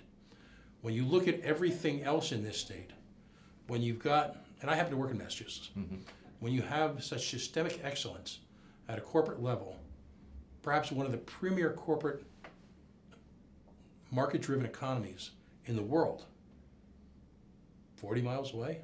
Sure. How is it possible simply 40 miles away, with that DNA that exists up there, for us to have the highest poverty rate in New England? No, I'm going to change all that. But that's exactly what I'm saying. I'm going to change all that. But, you know, the uncomfortability, so to speak, of the conversation, and this is where, you know, recently the other day, you know, online, I tried to defend myself once or twice, but, you know, I know it's best to kind of sit the sidelines. Well, by the way, I thought you took the high road on that. But I'm going to always attempt to do that. It's just once in a while, you know, you want to at least point a couple things out. Right. And the reality is, and I thank you for saying that, but the reality is, you know, you have to be able to tell people that they're either not qualified or underqualified or shouldn't be making certain decisions, right? I used to look at my dad. He was the hardest worker in the world. I love my father. I love my mother, okay? But they came to the United States to make my brother and I better. Right. So they were supposed to be better. We're not supposed to be worse. And you're supposed to understand, okay, what is your training? What do you know? What are you doing? You know, et cetera. So the fact is, when you look at the decision makers now, I'm sorry, but we have to understand that we have decision makers in place that are unqualified. And I don't care if you think it's disrespectful for me to say it. I care enough about Rhode Island, I care enough about children, I care more even about the elderly, who I think are completely being ignored, okay, and need to be paid attention to. That is an area that needs major attention. The fact is, the people who are making decisions are not qualified. And we as a nation need to understand that it could be a time in our lifetime to have to revisit that. Age and residency are not enough of a requirement to make a decision. How we address it, that could be all for debate. There's a lot of smart guys like you, I'd like to be in on it, a lot of other people. We can all get around the table. Maybe it's not, you know, removing the elected piece of it, but maybe there's some other safety net. But something needs to be in there where if someone can't even tell you what's in a budget or doesn't even know what they're talking about, cannot be making the decision. You know, we would catch it at the corporate level. We certainly would catch it at the military level. We cannot allow it.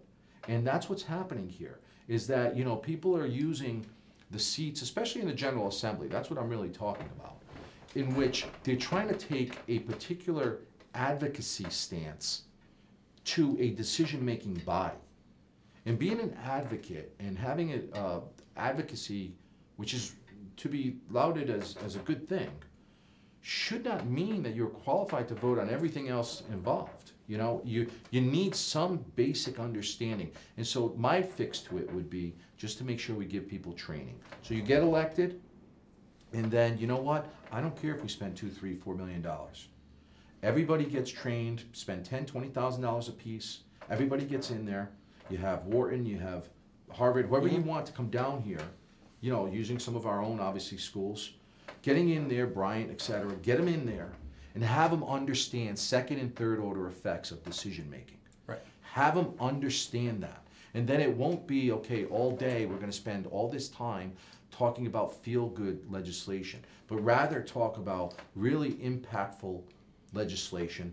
I can't tell you how excited I am to talk more about the blockchain in the future, having the head of the Digital Chamber of Commerce come up here, talk more about it, understand how we can, you know, and how we can transition. And what that will do is it'll allow the bridge, as I call it, for public sector employees to get into the private sector.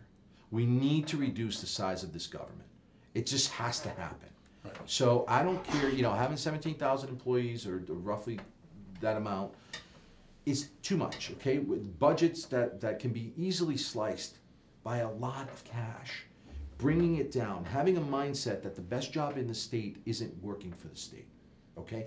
Understanding, and I'm not talking about obviously education and things of that sort, that's great.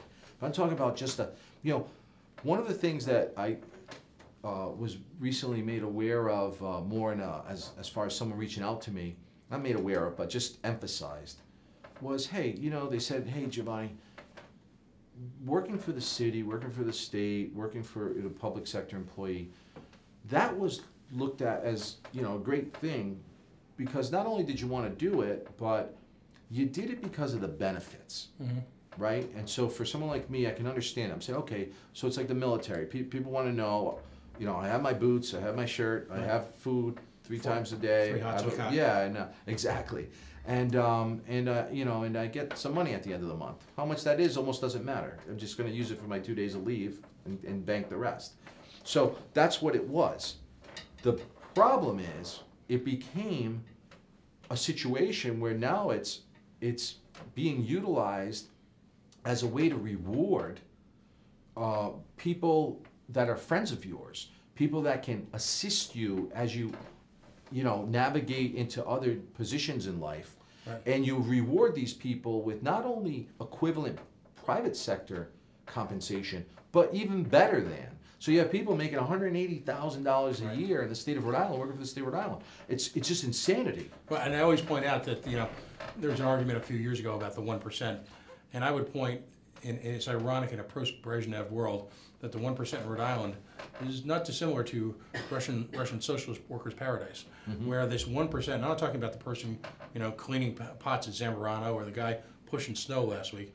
I'm talking about this hierarchy, this, I guess the Russians call it apparatchiks, where you've got this inclusive society, and the current governor has taken that and exploded it beyond all imagination, of people making 6-figure incomes with benefits to beat the band, no accountability, no real responsibility, and as a state we continue to stagnate.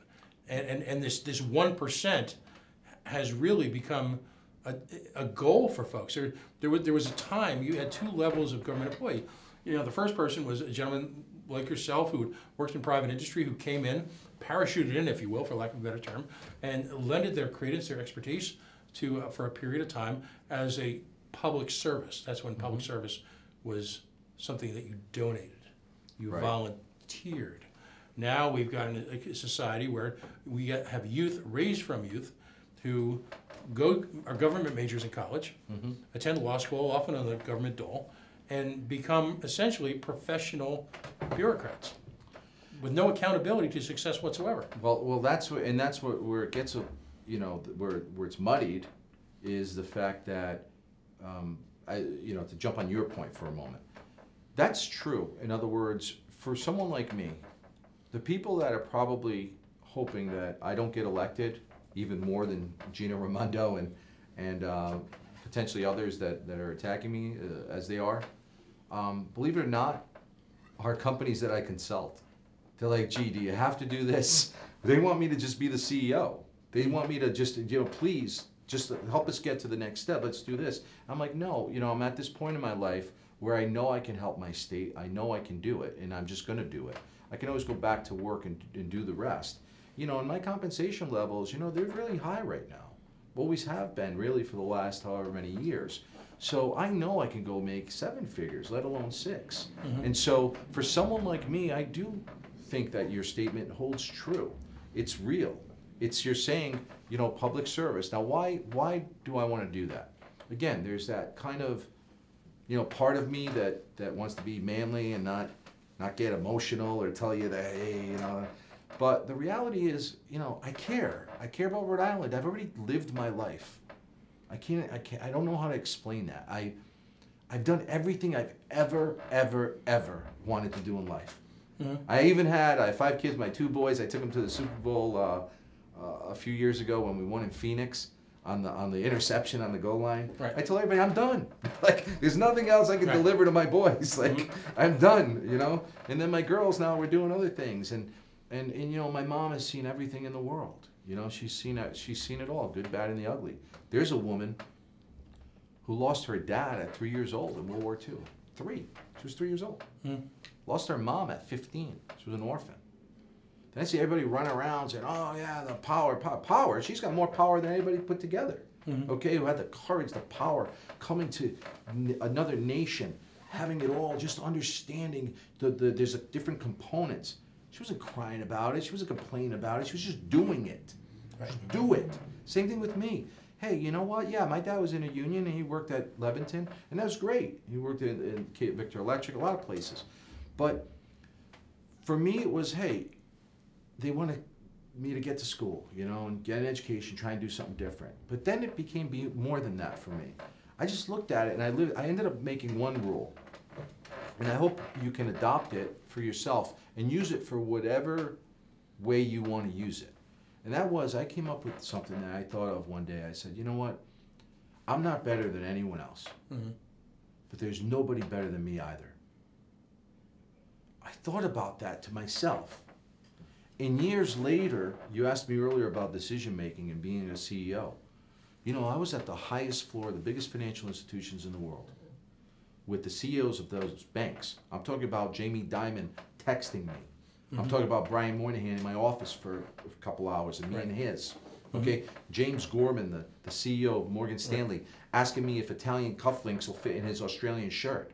Okay, I've been in that level. And to sit there, and what do you think went through my head? I'm little Giovanni Ferrosi from West Warwick, Rhode Island. What do you think I'm thinking? I'm thinking, I'm not better than anybody. There's nobody better than me either. And that's how I was able to have those conversations. That's how I was able to perform at the levels we're performing. Mm-hmm. And so listen, I'm not going to win them all. Tom Brady's lost some Super Bowls here. Mm-hmm. But you know what? He's still awesome. He's still great.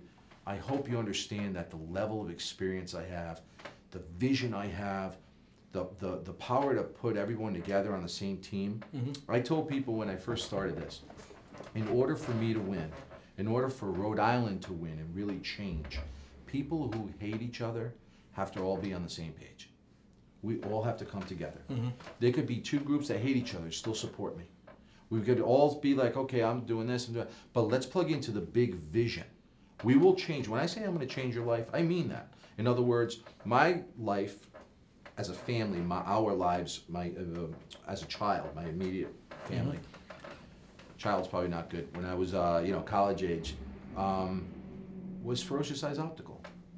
Ferocious Eyes Optical changed our lives. We finally knew what not making $30,000 a year meant. Right. We finally had a business. And it was unbelievable. Like, oh my God, there's $250,000 flowing through this thing. Mm-hmm. So we didn't get to keep it all, but just to handle something, so our world changed. My dad never made more than 30 grand a year, And then you got to my levels in life, and I'm like, holy smokes, to pay that just to the government, you know, and I'm staying here in Rhode Island to help people, you know, and you're sitting there, and that's the other thing, you know, to have someone attack the way she did my personal equity, you know, that should be money going to the state, it shouldn't be, you know, evaporating in right. the air. So all those things are in fact, you know, qualifications that I feel right now that if the people of Rhode Island are ready for some massive change, just as if you would be, you know, a company that says, hey, you know, everyone's going to be on a computer next week, you know, Yeah. back in the early 90s, and this is what we're doing, you know, and if you're ready for that, if you're ready for, you know, not having one car in the family, if you're ready for other things, if you're ready to change, see your income like change by 25, 50,000, then I'm the kind of guy you should vote for. I'm not a maintenance mode guy. So either we're going to get there, the way I look at it is we're either going to get there, or if we fall short, you're still going to be way ahead of where you are. So when you're doing massive things the way I envision them, I will look at you know, will Charlie Baker be happy with me when I'm, you know, fighting for his millionaires? Of course not. But you know what? I'm gonna win because we're in a better situation. We have to be. Your point earlier, I remember back in 1999, I think it was, when the former CEO of SAP started, I think it was called a Blue Company or something like that, but he wanted to create a grid, which ultimately Elon Musk has done to an extent with the Tesla systems. But, you know, that's the kind of thinking. I look at, you know, the Elon Musks of the world, I'm just blown away. I'm like, these guys, you know, we're sitting here debating God knows what. I watch Capital TV at night because I want to be prepared, I want to be informed. My family hates it because I don't like, oh man, what's he watching again? But the bottom line is, you know, what are we talking about? This guy's launching a car going to Mars, Right. and we're over here, you know, we're wondering if, you know, we're going to be open for school. It's like, stop it. Everybody, like, are we ready or not? If you're ready, I'm ready, okay? And I'm taking the hits. I'll take all the hits you can get between here, September, then November. I need your support. We're going to get there, but I need you to think differently. And Wharton, we say, Professor Jerry Wynn, what he says, you have to change your mental model. And the example I gave recently was, you know, when you used to get money at the bank, right? We used to have a passbook. We'd go to the bank, we'd give them the book, they'd stamp it, they'd give you $20, and then we got into an ATM machine. And that was wow, look at this thing, it actually gives you money. You swipe it and it gives you money. Well, now what are we doing? Now it's all about pushing a button and it's moving between two people. Right. And that's where we're at. You know, so as a state, are we ready for that?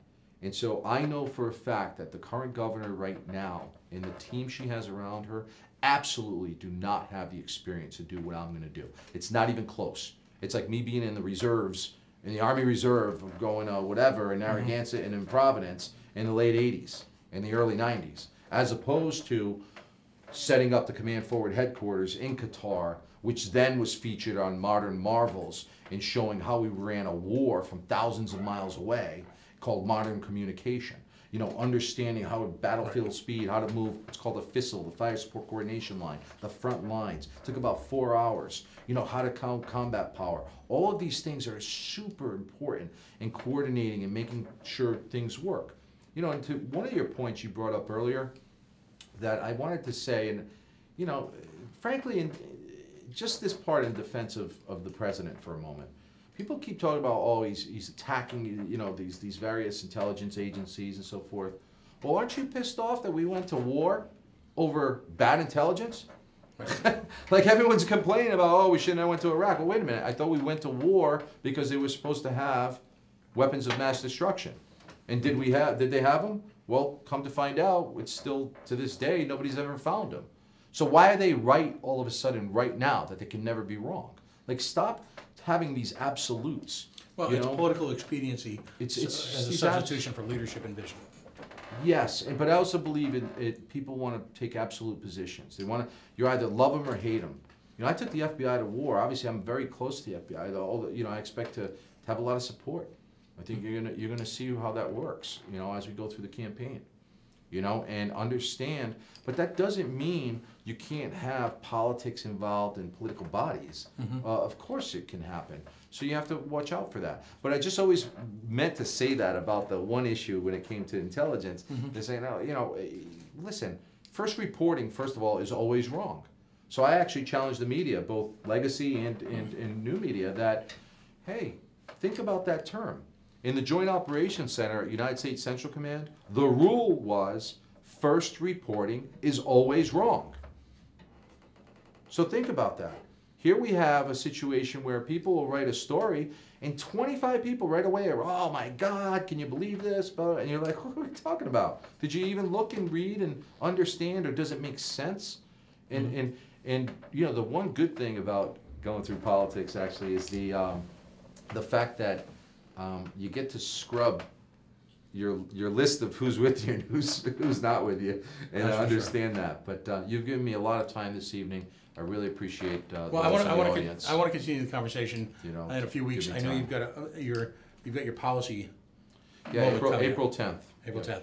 And what I'd love to do is have you back on after that policy moment and get into some of the weeds in terms of taxation, the Economic Development Corporation, whatever we're calling it this year, where the state stands in terms of feeling like that they need to create their own, well, for lack of a better term, UHIP/information technology hub, when it's clearly not even remotely part of government's mission. I mean, all of those issues, I think, require debate. And I think, to me, one of the highlights of tonight will be the notion that we've got this General Assembly that we drop citizen soldiers, if you will, into the position of steering, well, at this point, God, a $9 or $10 billion corporation.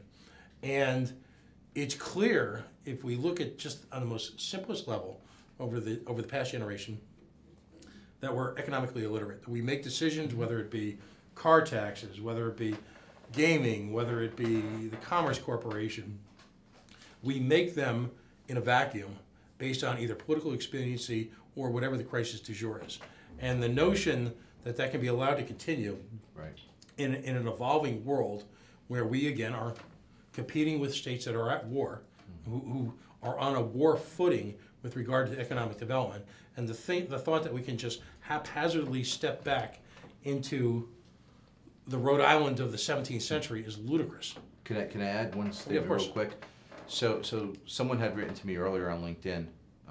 You know, they were upset with the fact, I guess, we have 2 meteorologists on the state payroll. Yeah. And he didn't understand that, and I guess I don't either. But the reality is, you know, I wrote back to him. I said, you know, I succeed because when I engage other companies in the supply chain or retail partners or whatever else I'm involved in, some of them have, you know, 8, 9 things they do. I look at them straight in the eye and I say, what do you do best? And whatever that is, that's the only thing I want from you. I apologize, but I'm not here to engage you on 8 or 9 other things. What do you do best? They'll answer the question, and then that's what I engage them for, and then I move on. So I'm saying to you right now, in conjunction with the statements you were just making, the state of Rhode Island is not good at a lot of things. Let's find out what we're good at. Focus on those. That's what you invest in, what we all agree on, and that's it. The rest of it, get out of it. And I will tell you, when I come back next time, it's maybe not a big, you know, Republican expectation issue for me to bring up, but we need to reform our penal system and our incarceration of people in this society. That needs massive reform, and that will systemically make probably one of the biggest impacts of where we go as a state in the future. It'll get people on one of the 3 paths that I discussed. Well, I'm a libertarian, so Yeah. I feel probably you and I are very, very closely aligned on that, because if you look at, well, let's be blunt, if you look at everything in this state, except for the indomitable will of the average working Rhode Islander in the dreaded private sector to seemingly be able to overcome just about every obstacle that his or her government places in their path, other than that, the state of Rhode Island pretty much sucks at everything. That's expected, though. Right? And we've come as a society to grouse about it, to bitch, to moan, but ultimately we seem completely willing to accept it, and that has to change. The hashtag for this show is take it personally. And at this point in time, if you fail to take it personally, in our generation, the 30s, the 40s, the 50s or something, your children will be set along the same path of failure that the current generation. We'll change it. Right. We'll change it, but they need to see that there are those that look and sound and can be them to change it. You know, I'm a blue collar guy from West Warwick, Rhode Island, who, you know, went in the Army and did, they need to have those role models. Right. The role models are not the quote unquote perfect people. We need to get them out of the way right now. Okay, we need to roll up our sleeves and get to work. You know, they can come back later if they want in some other capacity, but they should not be leading. You need people who've been to war leading, okay? And thank you so much for your time. Well, thank you very much. right. Giovanni Feroci, I do Thank you. pronounce it properly. Yeah. He is seeking the Republican nomination for the governorship of Rhode Island. Here, hang on for just a second. Oh, okay. We're going to get right to the closing credits here. We are the Coalition, loud and proud, outrage porn-free, civilly disobedient media, broadcasting live on the Worldwide Coalition Network here at the Go Local Live Broadcast Center. CoalitionRadio.us, Facebook.com/The Coalition Radio, and on the mighty Twitter at Coalition_radio. This show and all other shows will live, hopefully in perpetuity, at a link on YouTube, which is right accessible from the top of our CoalitionRadio.us page. I want to thank our sponsors tonight, Air Sciences, Beacon Shipping and Logistics, the fine folks at Yacht Club Soda, all of whom continue to, in a challenging retail environment, are willing to both spend capital and their reputation to invest in independent media. Tonight we covered a incredible variety of subjects. Support folks who support independent media, because quite frankly, not enough media is really going to war for tonight's theme on behalf of Rhode Islanders. Folks, stay tuned. We'll see you next week.